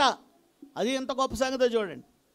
క్రైస్తవులు ఈరోజు ఆదివారం వెళ్ళడమే మహా కష్టమైపోతుంది. కానీ వాళ్ళు ప్రతిదినము ఇంటింటా రొట్టె విరుచుచు. రొట్టె విరవడము అంటే ప్రభు బలలో పాలు పంపులు పొందడం. అంటే ఒకే ఒక్క మాటలో చెప్పాలంటే, మన హృదయంలోనికి తొంగి చూసుకుని నువ్వు బాప్తిసం తీసుకున్నా, ప్రభువును నమ్ముకున్నా, ఆ వారం అంతట్లో ఎక్కడైనా కాలు జారిపోయావా, ఎక్కడైనా మాటలు తప్పిపోయావా, ఎక్కడైనా అబద్ధాలు ఆడేసావా, లేకపోతే ఎవరితో కొట్లాడేసావా, దేవుడు ఒప్పుకోమంటున్నాడు. సంఘంలో ఉన్న నీవు, విశ్వాసమైన నీవు దేవుని దగ్గర ఒప్పుకో. ఆ సహోదరుని క్షమించు, దేవుని దగ్గర ఒప్పుకో, ఆ పాపాన్ని విడిచిపెట్టు. నీవు కడగబడడానికి, నీవు శుద్ధీకరించబడడానికి, నీ హృదయాన్ని నువ్వే పరీక్షించుకోవడానికి, నిన్ను నీవే విమర్శించుకోవడానికి ఇదిగో ప్రభు బల్ల సంఘములో అని యేసయ్య ఇచ్చాడు. హల్లెలూయా. అది ఒకటి. కొంతమంది పరీక్షించుకోరు, సరి చేసుకోరు, కానీ వచ్చి తినేస్తూ ఉంటారు, తాగేస్తూ ఉంటారు. ఎంతకాలం అయినా కొన్ని సంఘాల్లో నువ్వు రక్షింపబడ్డావా, నువ్వు రక్షింపబడలేదా, నువ్వు దేవుని నమ్ముకున్నావా, ఏం అడగరు, వచ్చినోడికి వచ్చినట్టుగానే ఇస్తూ ఉంటారు. దానివల్ల ఏమన్నా ప్రయోజనం ఉందా? వేస్ట్. అది అలా చేయమని చెప్పడం లేదు. ప్రతి మనుష్యుడును తను తాను పరీక్షించుకొనవలెను, అలాగూ చేసి ఆ రొట్టెను తిని ఆ పాత్రలోనిది. మరి అలా చేస్తున్నామా మనం? ఏమండి, ప్రభు యొక్క బలలోను ఇంకేం చేశారట వాళ్ళు? మీరు చేశారు కదా గొలుసు ప్రార్థన చేయటం ఎందును. ఏదో 500 గంటలు అంటే 500 గంటలు అమ్మయ్య మళ్ళీ నెక్స్ట్ ఇయరే వద్దామని పోతారా? అలా కాదు. ఎప్పుడు ఆత్మయందు ప్రార్థన చేయొచ్చు, మెలకువగా ఉండండి. పూర్ణమైన పట్టుదలతో విజ్ఞాపన చేయొచ్చు, మీరు మెలకువగా ఉండండి. ఎందుకంటే మీరు పోరాడేటటువంటిది శత్రువుతో, మీరు పోరాడేటటువంటిది దురాత్మల సమూహాలు కంటికి కనబడవు. ఎఫెసీయులకు రాసిన పత్రికలో చెప్తాడు, మీ కంటికి కనబడవు, మీ చుట్టూనే ఉంటాయి. ఎప్పుడు పడగొడదామా, ఎప్పుడు ఎత్తుకుని పోదామా, ఎప్పుడు పాపంలో పడేద్దామా అని విశ్వాసుల చుట్టూ తిరుగుతాడు. ఈ మాటని పేతురు ఇంకోలా అన్నాడు. ఏమన్నాడు? వాడు గర్జించే సింహం వలె ఎవరిని మృంగుదునా అని తిరుగుచూ ఉన్నాడు, వెదుకుచూ తిరుగుచూ ఉన్నాడు. ఎవరిని మింగేద్దామా అని, ఎవరిని పడగొట్టేద్దామా అని. ఏమ్మా, యవనస్తులకి ఒకలాంటి వల వేస్తాడు, ఆడోళ్ళకు ఒకలాంటి వల వేస్తాడు, మగోళ్ళకు ఒకలాంటి వల వేస్తాడు. అందరికీ ఎలాంటి వలలు వేయాలో వాడికి తెలుసు. సంసోనుకి వల వేశాడు. సంసోను ప్రాబ్లం ఏంటి? ఆడపిల్లల్ని చూడకుండా ఉండలేడు, సైట్ కొట్టకుండా ఉండలేడు. అక్కడ వేసాడు వాడికి. ఏమైపోయాడు సంసోను? పడిపోయాడు. బలాఢ్యుడు దేవుని బిడ్డే, కానీ కాలు జారి పడిపోయాడు. మనందరికీ తెలిసి ఏమైందో, చచ్చిపోయాడు, కళ్ళు పీకేశారు. చూసారా? లోతు భార్యకి లోకం సొదొమ గొమొర్రా కావాలి, సొదొమ గొమొర్రాలో ఉన్న మేడల విద్యలు కావాలి, లోకం కావాలి. ఆ సొదొమ గొమొర్రాలో ఏం చేస్తుంది?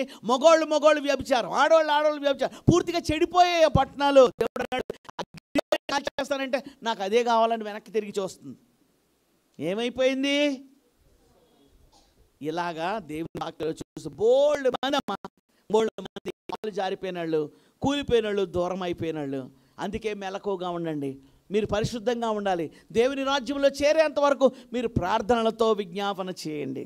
కనుక ప్రభు బల్ల చేయాలి, ప్రభు బల్లలో పాల్పంపులు పొందాలి, ప్రార్థన చేయాలి. ఇంకేం కావాలమ్మా మనకి? సహవాసము.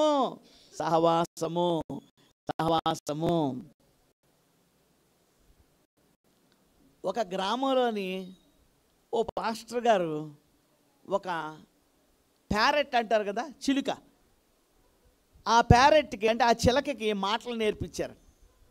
అప్పుడు ఆ చిలక మంచిగా మాట్లాడుతుంది. అది చర్చిలో ఉండే చిలక. లోపలికి వస్తూ ఉంటే అక్కడ ఆయన వేలాడగట్టాడు చిన్న కేజీలో. ఆ పంజరంలో ఉండి సిస్టర్ అనేది, ప్రైజ్ ది లార్డ్ బ్రదర్ అంటే చాలా చక్కగా మాట్లాడుతూ ఉంటే అందరూ దాని గురించి చెప్పుకుంటా ఉన్నారట. పక్కూరులోకి వార్త వెళ్ళిపోయింది. పక్కూరులో నుంచి చర్చకు వచ్చేస్తున్నారు అందరూ. ఎందుకు వస్తున్నారు చెప్పండి? చిలకను చూడడానికి వస్తున్నారు. చర్చ్ పట్టడం లేదు. ఈ వార్త పక్కూరులోకి, పక్క పట్టణాల్లోకి వెళ్ళిపోయి చివరికి అంటే బ్రిటిష్ వాళ్ళు మనల్ని పరిపాలించే రోజుల్లో ఈ చిలకను గురించిన వార్త ఏమండి ఆ యొక్క బ్రిటన్ మహారాణికి చేరుకుందటండి. మహారాణి గారికి బ్రిటన్లో ఎక్కడో సముద్రాల మీద ప్రయాణం చేస్తే వెళ్ళలేనటువంటి ఆవిడికి ఈ న్యూస్ వెళ్ళిపోయింది. ఒక పక్షి ఉన్నది, అది చర్చిలో ఉంటుంది, అందరినీ పలకరిస్తూ ఉంటుంది, అబ్బా ఎన్ని మంచి మంచి వాక్యాలు చెప్తుందమ్మా అని ఆవిడ చెప్తే ఆవిడ అన్నట, నేను చూడాలి దాన్ని ఒకసారి తీసుకురండి అని. ఇక మహారాణి గారు అడిగితే దానికి నో అని చెప్పేవాళ్ళు ఎవరన్నా ఉంటారా? వెంటనే హడావుడు మొదలుపెట్టింది. సైన్యం రంగంలో దిగిపోయింది, సైన్యాధిపతులు రంగంలో దిగిపోయారు, గబగబా వచ్చేసారు. పాస్టర్ గారికి చెప్పారు ఇది ఎలాగైనా తీసుకెళ్ళాలన్నారు. పెద్ద షిప్లో ఎక్కించి తీసుకెళ్ళాలి, కానీ 3 నెలలు పడుతుంది. ఇప్పుడు ప్రయాణం ఎంతకాలం బాబు? 3 నెలలు. వెళ్తూ ఉన్నారు, షిప్లో వెళ్తూ ఉంది. ఇప్పుడు ఈ జంతువులన్నింటినీ పెట్టే స్థలం ఒక చోట, మనుషులు ఉండేటటువంటి స్థలం ఒక చోట, భోజనాలు చేసే స్థలం ఒక చోట. ఈ షిప్లో పెద్ద షిప్, అందులో జంతువులు అంటే పక్షులు కానివ్వండి, ఈ యొక్క చిన్న చిన్న పెంపుడు కుక్కలు కానీ ఇవన్నీ ఒక చోట ఉంటాయి. అక్కడ పెట్టారు దీన్ని. అయితే అక్కడ పని చేసేవాళ్ళు, శుభ్రం చేసేటటువంటి వాళ్ళు బొత్తిగా అన్యులాడు. దేవుడు అంటే ఎవరో తెలియదు వాళ్ళకి. వాళ్ళు రోజు బూతులు ఆడుతూ ఉండేవారు అక్కడ. ఎన్ని నెలలు వద్దు ఈ పక్షి? చివరికి ఏదేమైనా కథ చిన్నగా చేస్తే ఆ మహారాణి గారి దగ్గర తీసుకెళ్ళారు సైన్యాధిపతులందరూ. ఏది చెప్పండి, ఆ వాక్యాలు ఏం చెప్తుందో చూద్దాం. చర్చిలో ఉన్నంత వరకు వాక్యాలు చెప్పింది, చర్చిలో ఉన్నంత వరకు ప్రైజ్ లాడ్ సిస్టర్ అంది, ప్రైజ్ లాడ్ బ్రదర్ అంది. ఇప్పుడు ఏమంటుందంటే ఇడియట్, రాస్కెల్, ఫూల్. ఆ మహారాణి గారు అన్నారు బాబోయ్ వద్దు, ఇది తీసుకోండి. ఏమ్మా, అందుకే ఓ సామెత అంటారు, 6 నెలలు సహవాసం చేస్తే ఏమ్మా అది సహవాసమందును అంటే అది అనమాట. నువ్వు ఎవరితో ఉండాలా? దేవుని బిడ్డలతో ఉండాలి, సంఘముతో ఉండాలి, సేవకులతో ఉండాలి, ప్రార్థన చేసేవాళ్ళతో ఉండాలి. అందుకే తిమోతి పత్రికకి ఏం చెప్పాడంటే నువ్వు యవనేచ్ఛల నుండి పారిపోము. చూడండి ఈ మాట చదువుతారు ఒకసారి. ఇందాక మనం చదివాం కదా, తిమోతికి రాసినటువంటి పత్రిక, 2వ పత్రిక, 2వ అధ్యాయము 22వ వచనం చదవండి అమ్మా. 22వ వచనం బాబు వింటున్నారా? నీవు యవనేచ్ఛల నుండి పారిపోము, పవిత్ర హృదయులై ప్రభువునకు ప్రార్థన చేయి వారితో కూడా నీతిని, విశ్వాసమును, ప్రేమను, సమాధానమును వెంటాడుము. నా వెనక అందరూ చెప్పండి, ముఖ్యంగా యవనస్తులు గట్టిగా చెప్పండి. నీవు యవనేచ్ఛల నుండి పవిత్ర హృదయులై ప్రభువునకు ప్రార్థన చేయి వారితో కూడా నీతిని, విశ్వాసమును, ప్రేమను, సమాధానమును వెంటాడుము. చూసారండి, వెంటాడుము అంటే ఏదో బాస్మట్లు వేసి కూర్చోడమా? వెంటాడుము అంటే ఏవో కళ్ళు మూసుకుని, చెవులు మూసుకుని, కళ్ళు మరి మూసుకుని అలా ఎక్కడో మూల కూర్చోవడమా? కాదు, వెదుకు.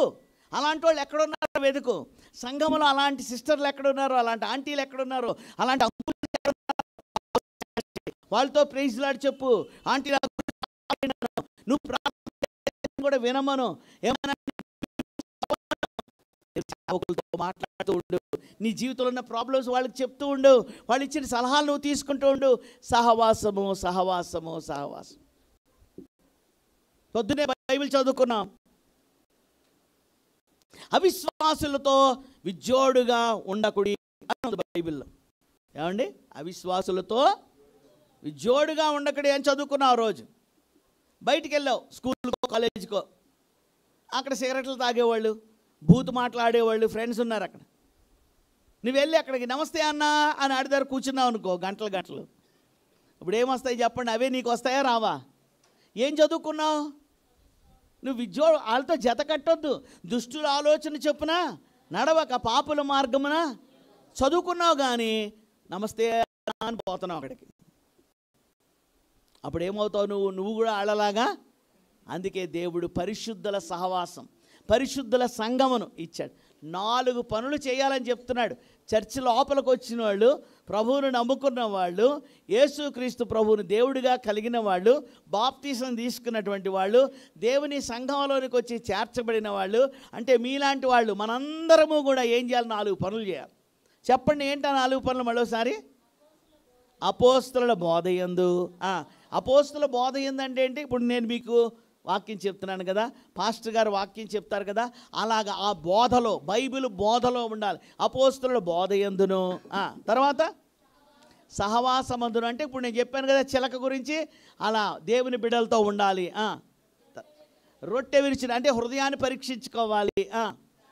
ప్రార్థన చేయండి. చీకటి శక్తులను జయించడానికి, నీ శరీరాశలను జయించడానికి, లోకాన్ని జయించడానికి నీకు ప్రార్థన కావాలి. నువ్వు ప్రార్థన చేస్తే నీ ప్రార్థన దేవుడు వింటాడు. నువ్వు దేవునితో మాట్లాడుతున్నావు, వాక్యం చదివితే దేవుడు నీతో మాట్లాడతాడు. హల్లెలూయా. ఈ రెండు జరగాలి. నువ్వు దేవునితో మాట్లాడాలి, దేవుడు నీతో మాట్లాడాలి. చాలామంది దేవుడు నాతో మాట్లాడాలి, దేవుని చిత్తం నేను తెలుసుకోవాలి, దేవుడు ఏమనుకుంటున్నాడో తెలుసుకోవాలా, అసలు ఆ అమ్మాయిని పెళ్లి చేసుకోవడం కరెక్టా కాదా నేను తెలుసుకోవాలా, అబ్బాయిని పెళ్లి చేసుకోవడం నాకు కరెక్టా కాదా నేను తెలుసుకోవాలా, దేవుని వాక్యం ద్వారా నేను తెలుసుకోవాలి ఆట ఉంటారు చాలామంది. వాక్యం చదవరు, వాక్యానికి లోబడరు. మరి దేవుని ఇష్టం ఎలా తెలుస్తుంది చెప్పండి? దేవుని ఇష్టం ఎలా తెలుస్తుంది? దేవుని చిత్తము అంటే దేవుని ఇష్టము ఎక్కడికి వస్తే తెలుస్తుంది చెప్పండి అమ్మా? వాక్యం దగ్గరికి వస్తే తెలుస్తుంది. ఎందుకు ప్రేమ లేక అన్నాను కదా, వాక్యం దగ్గరికి వస్తే తెలుస్తుంది.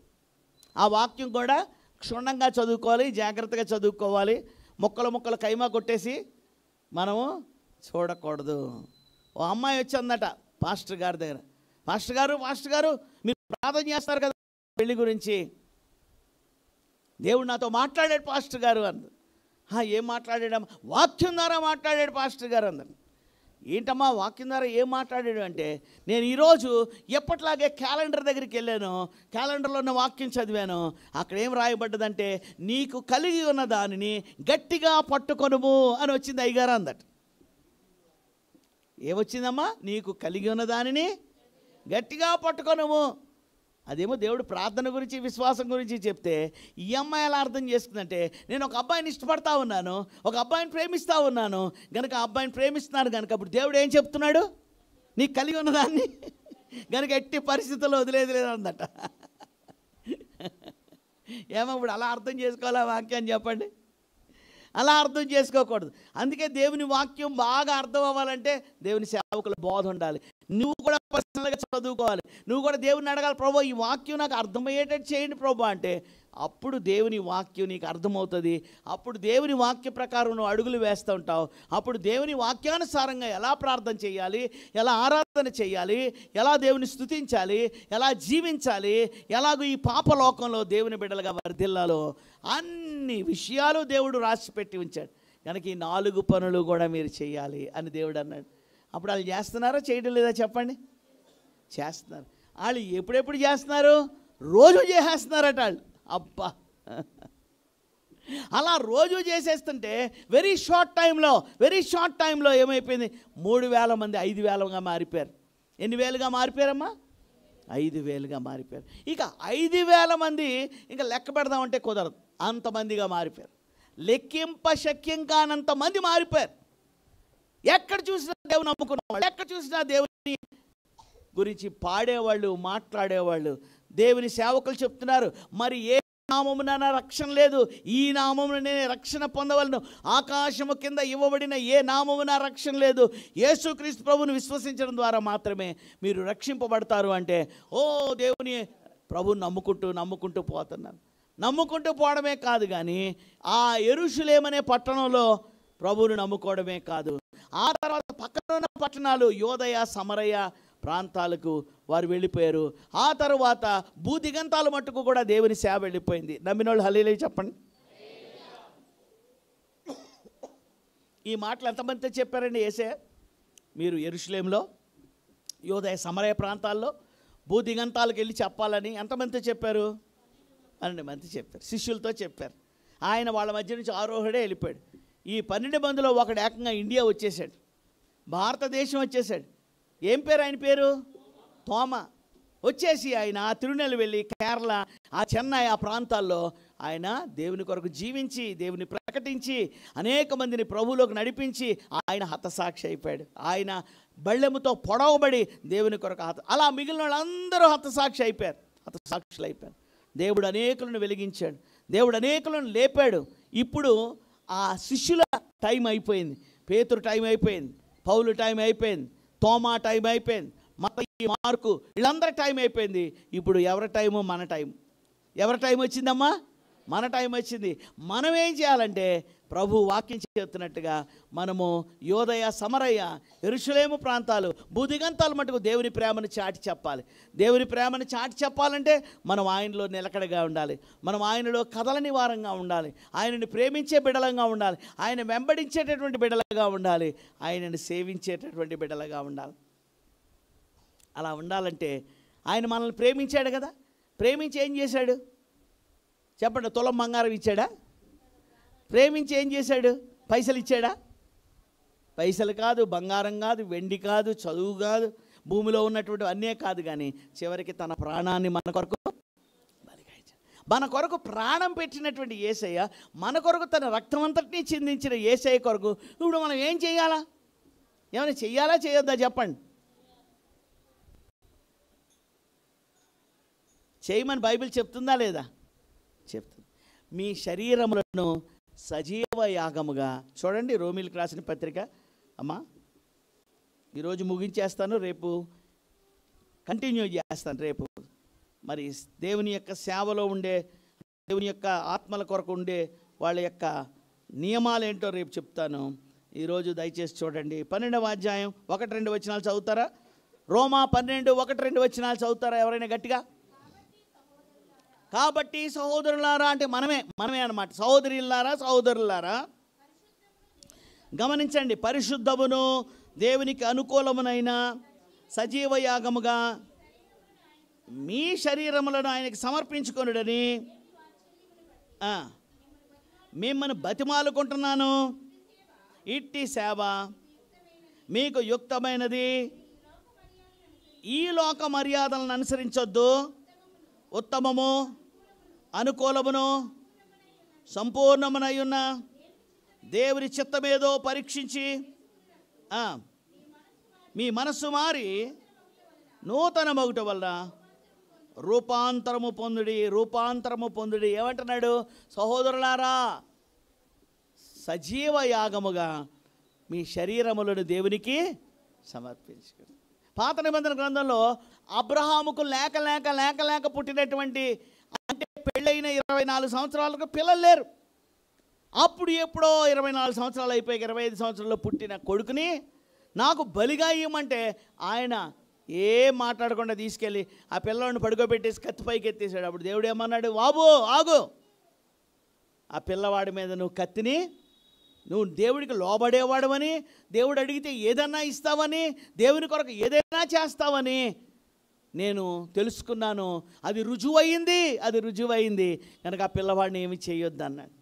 కనుక దేవుడు ఎడ్లను బలిమ్మనలేదు, గొర్రెలను బలిమ్మనలేదు, కోళ్లను బలిమ్మనలేదు, కానీ మన శరీరాలని బలి ఇవ్వడం అంటే చచ్చిపోవడం కాదు, సజీవ యాగముగా. బతికొండగానే నీ చేతులు, నీ కాళ్ళు, నీ కళ్ళు, నీ నోరు, నీ శరీరము, నీ మనస్సు దేవునికి ఏం చేయాలి? నువ్వు సమర్పించుకో.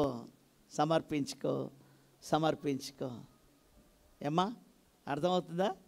మనల్ని మనం ఏం చేయాలి? దేవునికి ఏం చేయాలమ్మా? సమర్పించుకోవాలి. సమర్పించుకున్న తర్వాత ఇంకా తాగుడు తాగలమా? సమర్పించుకున్న తర్వాత జూదం ఆడగలమా? సమర్పించుకున్న తర్వాత బూతులు ఆడగలమా? సమర్పించుకున్న తర్వాత లోకపులో తిరుగుళ్ళు తిరగలమా? లోక మర్యాదలు అనుసరిస్తామా? లోక మర్యాదలు కూడా అనుసరించకుండా దానిలో నుండి బయటకు వస్తాం మనం. చూడండి ఎంత గొప్ప బతుకో. మన బతుకు అలా మారుస్తాడు ఆయన, మన అలవాట్లు అలా మారుస్తాడు. నువ్వు దేవుని వాక్యం వింటా ఉంటే ప్రభువును కొత్తగా నమ్ముకుని నీవు లోపలికి వచ్చావు, దేవుని వాక్యం వింటున్నావు. నేను సజీవ యాగాన్ని సమర్పించుకోవాలి, దేవుని బిడ్డగా ఉండాలి, రూపాంతరము పొందుడి, ఆయనలాగా మీరు కూడా మారండి, ఆయనలా మీరు కూడా రూపాంతరం పొందడని వాక్యం చెప్తుంది. ఇంకెందుకు నాకు లిప్స్టిక్, ఆ లిప్స్టిక్ వేసుకున్న ఒకటే లేకపోయినా ఒకటే అనుకుంటావు. ఇంకెందుకు ఆ బొట్టు, ఆవిడ ఎప్పుడో పెట్టుకునేదాన్ని, ఇప్పుడు అది లేకపోయినా ప్రజలందరూ నన్ను క్రైస్తవురాలుగా గుర్తు, ఇదే మంచిది కదా అని అనుకుంటావు. ఇంతకుముందు లోకంలో సోకులు చేసేదాన్ని, ఏవేవో కొనుక్కునేదాన్ని, ఏవేవో కట్టుకునేదాన్ని, ఏవేవో పెట్టుకునేవాడిని, ఆళ్ళలాగా ఈళ్ళలాగా ఉండే హెయిర్ కటింగ్ చేసుకునేవాడిని, ఇలాగలా చేతులు పెట్టి తిరుగుతుండేవాడిని, బట్టలను వదిలేసి గొండాగా తిరుగుతుండేవాడిని. ఇప్పుడు నేను బట్టలను ఏం చేస్తాను? ఎందుకు? నువ్వు దేవునికి సమర్పించుకున్నావు, నీ చేతులను సమర్పించుకున్నావు. ఇంతకుముందు నీ చేతులతో ఆడిని కొట్టావు. ఇప్పుడు ఏవైపోయి ఈ చేతులు ఎవరికి ఇచ్చావు? ఓ రోజు ఒక భక్తుడు ట్రైన్లో ప్రయాణం చేస్తున్నాడంట. దేవుని సేవకుడు, పెద్ద సేవకుడు డిఎల్ మూడీ అనే భక్తుడు. ఇద్దరు పేకాట ఆడుతున్నారట. ఇద్దరు పేకాట ఆడుతుంటే అన్నారంట, మాకు ఒక చెయ్యి తక్కువైంది, ఒక హ్యాండ్ తక్కువైంది, గివ్ అస్ ఏ హ్యాండ్ అంటే ఐ డోంట్ హ్యావ్ హ్యాండ్స్ అన్నాడంట. ఐ డోంట్ హ్యావ్ హ్యాండ్స్ అంటే అదేంటిది, నీకు చేతులు ఉన్నాయి కదా అంటే ఈ చేతులు యేసయ్యకి ఎప్పుడో ఇచ్చేసాను అన్నాడు. హల్లెలూయా. పేకాటకి హ్యాండ్ ఇవ్వడానికి చేతులు లేవు నా దగ్గర, ఆ చేతులు ఎవరికి ఇచ్చాను నేను? బా, ఎంత గొప్ప సాక్ష్యం, ఎంత గొప్ప కమిట్మెంట్ అమ్మా. మన జీవితాల్లో అలాగూ గొంగళ పురుగులాగున్న మనము సీతాకోక చిలుకగా మారాలని దేవుడు సంఘాన్ని ఇచ్చాడు. చూడండి ఏమిచ్చాడమ్మా మనకి? The very importance of church, importance of fellowship, importance మనకి దేవుని యొక్క సేవకుని, దేవుని యొక్క మందిరంలో ప్రజల్ని, దేవుని సంఘాన్ని ఎందుకు ఇచ్చాడంటే ఈ ఒక్క మాట చెప్పి ముగిస్తాను. ఎఫెసీయులకు రాసిన పత్రిక 5వ అధ్యాయం. ఎఫెసీయులకు రాసిన పత్రిక 5వ అధ్యాయం అమ్మా. ఎఫెసీయులకు రాసినటువంటి పత్రిక 5వ అధ్యాయము చూడండి. సంఘం ఏం చేయాలని ఆయన కోరుకుంటున్నాడమ్మా. చూడండి దయచేసి 5వ అధ్యాయము అమ్మా. చూడండి ఈ మాటలు చూడండి మీరు.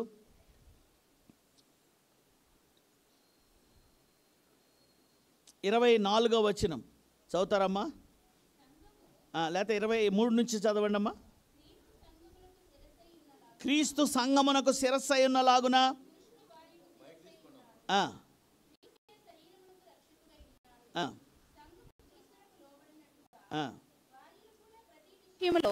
తమ పురుషులకు లోబడవలెను. పురుషులారా మీరును మీ భార్యను ప్రేమించుడి. ఇక్కడ నుంచి చూడండి అమ్మా, ఇక్కడ నుంచి చూడండి, సంఘం గురించి చెప్తున్నాడు. అటువలే క్రీస్తు కూడా సంఘమును ప్రేమించి, చూడండి క్రీస్తు కూడా ఎవరిని ప్రేమించాడు? సంఘమును ప్రేమించి, అది కళంకమైనను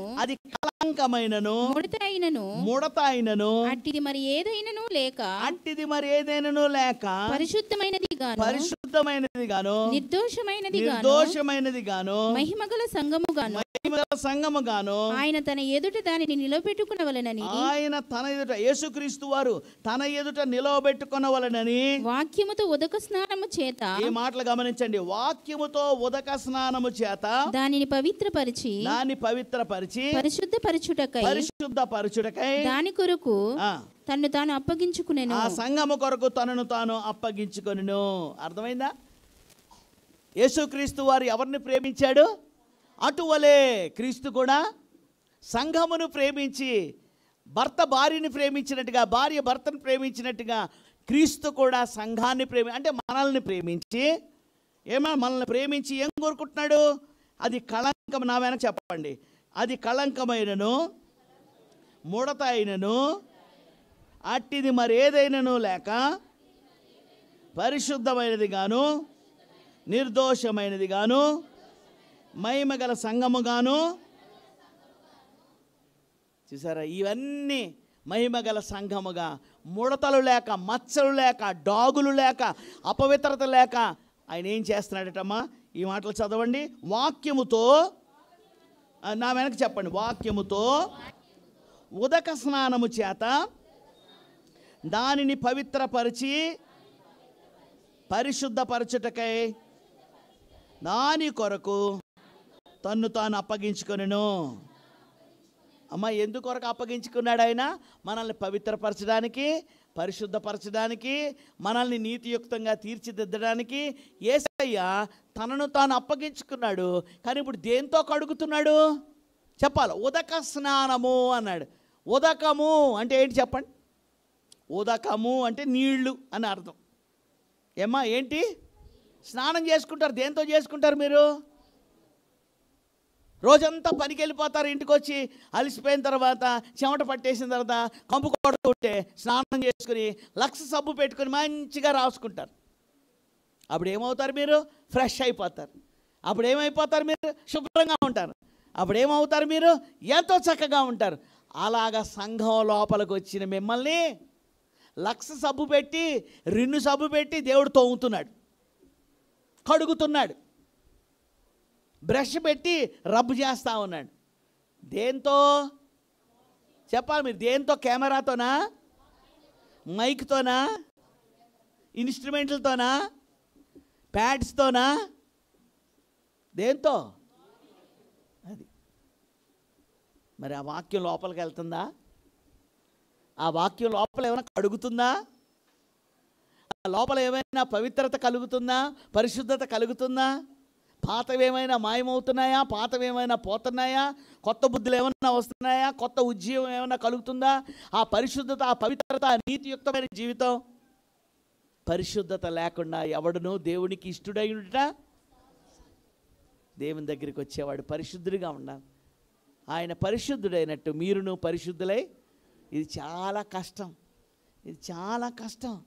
ఈ రోజుల్లో సంఘాలలో కూడా ఇలాంటి బోధ ఎక్కడ చేయడం లేదు. నేను ధైర్యంగా చెప్తాను, 100 బోధలుంటే అందులో 90 బోధలు ఎలా ఉన్నాయంటే, లైట్లు పెట్టడం, కేకులు కొయ్యడం, శాలువాలు కప్పడం, దండలేయడం, పొగుడుకోవడం, పాటలు పాడడం, చప్పట్లు కొట్టడం అన్నీ మంచియే, కాదని నేను అంటలే. కానీ అన్నిటికన్నా ముఖ్యమైనది ఏంటో, దేవుని వాక్యం ఏం చేయాలి? మనల్ని కడగాలి. నేను చాలా చోట్లకి దేవుని వాక్యం చెప్పడానికి వెళ్ళినప్పుడు ప్రకటనలకి 15 నిమిషాలు 20 నిమిషాలు అంటారు. ఇంకా అక్కడ ఉన్న వాళ్ళ గురించి చెప్పడానికి గురించి ఏదేదో చెప్తుంటారు. ఆ చందాలు చదువుతూ దానికి టైం అంతా అయిపోతుంది, ప్రకటనలకు టైం అయిపోద్ది. సాక్ష్యాలు చెప్పండి అంటే ఆ సాక్ష్యాలు ఏవేవో చెప్తుంటారు.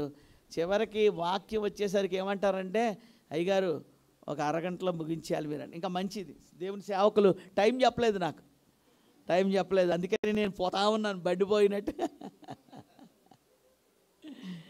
నాకు చాలామంది టైం చెప్తారంటే, అయ్యా ఒక 20 నిమిషాలు చాలంటారు అంతే.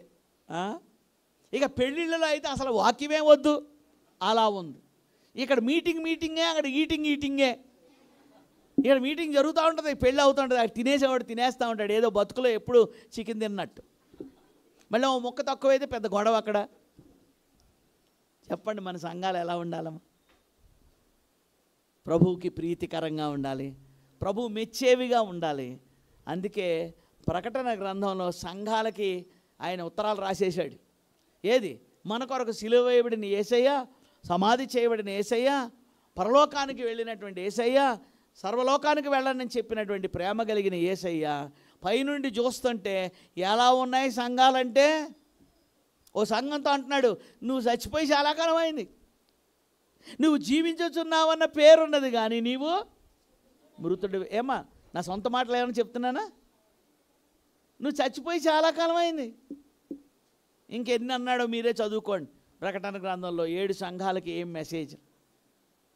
చాలామంది పైకి భక్తి గలవారి వలె ఉండి దేవుని శక్తి లేని వారుగా ఉన్నారు. అంటే ఇది ఎలా ఉంటుందంటే, చివరికి ఈ కథ చెప్పి ముగించేస్తాం. కొత్తగా పెళ్ళైంది భార్యాభర్తలకి, కాపురం పెట్టారు ఇద్దరును. స్టార్టింగ్ కొత్తగా పెళ్ళైన వాళ్ళు స్టార్టింగ్లో ఎలా ఉంటుందో మీకు తెలుసు. నాకు 38 సంవత్సరాలు అయింది పెళ్ళై. నేను రోజు ఆఫీస్కి మధ్యలో లంచ్ అంటారు కదా, భోజనం టైంలో బాక్స్ పట్టుకెళ్తాను అన్నమాట. ఆ మధ్యాహ్నం ఆ బాక్స్ ఓపెన్ చేసుకుంటే మా అమ్మగారు ఇంతకుముందు 3 చపాతీలు పెట్టేది. ఇప్పుడు మా అమ్మగారు టైం అయిపోయింది, ఇప్పుడు పెళ్ళయింది కదా, మా భార్య చేయడం మొదలెట్టి అది వెళ్ళి ఆఫీస్లో ఓపెన్ చేసి చూస్తే ఒక్కొక్క చపాతీ ఇండియా మ్యాప్ లాగా ఉండేది. ఇదేంటిది భారతదేశం మ్యాప్లా ఉంది, ఇంత నైపుణ్యత ఉంది ఇవిడికి. దేవుని మహాకృపను బట్టి 38 సంవత్సరాలు నా మీద ఎక్స్పెరిమెంట్ చేసి ఇప్పుడు చాలా అద్భుతంగా చేస్తుంది చపాతీలు. కానీ అప్పుడు స్టార్టింగ్లో అలా ఉంది. కనుక ఇప్పుడు ఈ భర్త గారు ఏమనుకున్నాడంటే, కొత్తగా పెళ్ళయింది కదా, సంసారం స్టార్ట్ అయింది. ఆవిడ కూడా ఏమనుకుంటున్నాడు, కొత్త పెళ్లి కూతురు ఏదన్నా మంచిగా చేసి పెడదాం, మంచి చికెనో మటనో ఫిషో చేద్దామని ఆశగా ఉంది. అన్నీ అరేంజ్ చేసుకుంటుంది సెట్. ఆవిడ ఉంది, మీరు మార్కెట్లోకి వెళ్ళి ఏదో పట్టురండి నేను చేస్తాను, మసాలా గీసాలు అని రూడుకుంటున్నాడు. ఈయన వెళ్ళి మార్కెట్లోకి ఎప్పుడు వెళ్ళలేదు. ఇంతకుముందు వాళ్ళ అమ్మో నాన్న ఎవడో తెచ్చేవాడు. ఇప్పుడు మార్కెట్లో పోయాడు. లోపలికి వెళ్ళిపోయేసరికి ఏం ఆడినా మార్కెట్లో దానిలో పోయాడు. అక్కడ అన్ని రకాల చికెన్ అమ్ముతున్నారు, మటన్ అమ్ముతున్నారు, చేపలు అమ్ముతున్నారు. పోయి చేపల మార్కెట్లో దూరాడు. చేపల మార్కెట్ ఎలా ఉంటుంది చెప్పండి? చాలా సైలెంట్గా ఉంటుందా? స్కూల్లో టీచర్లు ఎవరైనా ఉన్నారమ్మా? మీ టీచర్లు ఎవరైనా ఉన్నారు ఇక్కడ ఈ చర్చిలో? టీచర్లు స్కూల్ టీచర్లు ఏమంటారంటే పాఠాలు చెప్పినప్పుడు, children keep quiet, this is not fish market. అంటే ఫిష్ మార్కెట్ అంత గొడవగా ఉంటుంది అన్నమాట. కనుక అందులో చేరుకున్నాడు. ఆవిడ ఎవరో అంది, అయ్యా ఇప్పుడే వచ్చింది అయ్యా సముద్రం నుంచి, ఇదిగో చేప, ఇదిగో అలా ఉంది ఇలా ఉందంటే, ఇలా ఫ్రెషేనా అన్నాడు. ఆ ఫ్రెష్ చూడు గుండు కొట్టుకుంటుందాన్ని. నిజంగానే ఆయన చూసేసరికి ఆ కడుపు దగ్గర ఏదో కొట్టుకుంటుంది ఇలాగ ఆయన అనుకుంటున్నాడు గుండు కొట్టుకుంటుంది, ఫ్రెష్ అనుకుని తెచ్చాడు. తీరా ఆవిడ భార్య, కొత్త భార్య మంచిగా ఫ్రై చేసి పెడదామని ఆ చేపను కోసేసరికి అందులోంచి కుళ్ళిపోయిన వాసన వచ్చింది. అందులోంచి చిన్న కప్ప పిల్ల బయటికి గెంతింది. అర్థమైందా? ఇప్పుడు కొట్టుకుంటున్నది ఏంటి చెప్పండి? గుండె కప్ప? ఆయన అన్నాడు ఫ్రెష్. ఆమె చెప్పింది నాకు గుండె కొట్టుకుంటుంది అంటే, కొట్టుకునేది గుండె కాదు బాబు, కొత్త భర్త గారు. ఏమొచ్చింది బయటికి? కప్ప వచ్చింది. ఇది చచ్చిపోయి చాలా కాలం అయింది. ఈరోజు చాలా చర్చిలు అలాగే ఉన్నాయి. దేవునికి స్తోత్రం. మీ చర్చ్ అద్భుతంగా పాటలు పాడుతున్నారు, దేవుని స్తుతిస్తున్నారు, దేవుని వాక్యంలో పెరుగుతున్నారు, మంచి పాస్టర్ గారిని మీకు ఇచ్చారు, దేవుని వాక్యాన్ని పిలిచి చెప్పిస్తున్నారు, ప్రార్థనలో మిమ్మల్ని నడిపిస్తున్నారు. 500 గంటల ప్రార్థన చేయడం అంటే సామాన్యమైన విషయం కాదు. వేరే చర్చిల్లో అలా జరగదు, కానీ దేవుడు మిమ్మల్ని ఇక్కడ తీసుకొచ్చాడు. కనుక ఇప్పుడు మనం ఎలా ఉండాలా? జీవము గల దేవుని సంఘం అన్నాడు. సంఘం గురించి మాట్లాడితే ఏమన్నాడమ్మా? జీవము గల దేవుని సంఘం. చచ్చిపోయిన సంఘం కాదు, కుళ్ళిపోయిన సంఘం కాదు, పని చేయని సంఘం కాదు, జీవం లేనటువంటి వాళ్ళు కాదు, దేవుని కొరకు ఉజ్జీవంగా ఉండేటటువంటి సంఘము. అలాంటి సంఘము దేవుని రాకడలో ఎత్తబడుతుంది. దేవుని సంఘం ఉండాలని ఆయన కోరుకుంటున్నాడు. ఆ రీతిగా మన సంఘం కూడా ఉండడానికి కృపను దేవుడు చూపించునుగాక. అన్నిటికన్నా అమ్మా ఎక్కడ పెట్టుకోవాలి? దీన్ని నెత్తిమే పెట్టుకోవాలి. ఎక్కడ పెట్టుకోవాలమ్మా? కాళ్ళ కింద కాదు. కొన్ని సంఘాల్లో ఎలా ఉందంటే దీన్ని ఆఖరణ పెట్టేస్తున్నారు. ఇంకా రకరకాల తంతులు. ఇంకా క్రిస్మస్ వచ్చిందంటే నాటకాలు, డ్రామాలు, కొరియోగ్రాఫులు వేస్తూ ఉంటారు. క్షమించండి, చిన్నపిల్లలు వేయొచ్చు, కానీ యవనస్తులు వద్దు. ఏమయ్య గారు కరెక్టేనా? యవనస్తులు ఎందుకమ్మా? 18 ఏళ్ళు 20 ఏళ్ళు అందరు కుర్రాళ్ళందరూ కూడా అలా చూస్తూ ఉంటారు వాళ్ళని. ఎందుకని నాటకాలు? మనకి దేవుడు పరిశుద్ధుడు కదా, మనం కూడా పరిశుద్ధులుగా ఉండాలి. 5 ఏళ్ళు 10 ఏళ్ళు వాళ్ళు వేస్తే పర్లేదు, కానీ పెద్దోళ్ళు యవనస్తులు వద్దు. ఇప్పుడు చూడండి, మీరు యూట్యూబ్లో చూడండి, ఈ క్రిస్మస్ టైంలో అబ్బో సినిమా వాళ్ళు ఎందుకు పనికిరారు? బాలీవుడ్, టాలీవుడ్ మన క్రిస్టియన్ యూత్ ముందు పనికిరారు. వాళ్ళు వేసే స్టెప్పులు ఎక్కడి నుంచి చేస్తున్నారో నాకు తెలియదు. ముఖ్యంగా వరంగల్ వాళ్ళు మాత్రం విపరీతమైన స్టెప్పులు. మళ్ళీ దానికి ఒక పెద్ద టైటిల్, మైమరిచిపోదాం రా. ఏంటది? మైమరిచిపోదాం రా అట. ఏం మైమరిచిపోతారు? ఒళ్ళు మర్చిపోతారా? లేకపోతే దేవుని మైమరిచిపోతారా? జాగ్రత్త అమ్మా. అపవాది ఎన్నో వలలు ఉచ్చులు తీసుకొస్తున్నాడు. నేను పరిశుద్ధుడను, మీరు కూడా పరిశుద్ధులేండి. దేవుని వాక్యాన్ని హెచ్చించండి, దేవుడు మిమ్మల్ని హెచ్చిస్తాడు. దేవుని వాక్యాన్ని నెరవేర్చండి, బండ మీద ఇల్లు కట్టుకున్న వారి వలె ఉంటారు. ప్రార్థన చేద్దాం, తలలు వంచండి. ప్రభువా, ప్రాథమికమైన విషయాలు ఒక విశ్వాసి స్టార్టింగ్లో చేయవలసిన మాటలే చెప్పాను ప్రభువా. నాయన ఆల్ఫాబెట్స్లో ABCD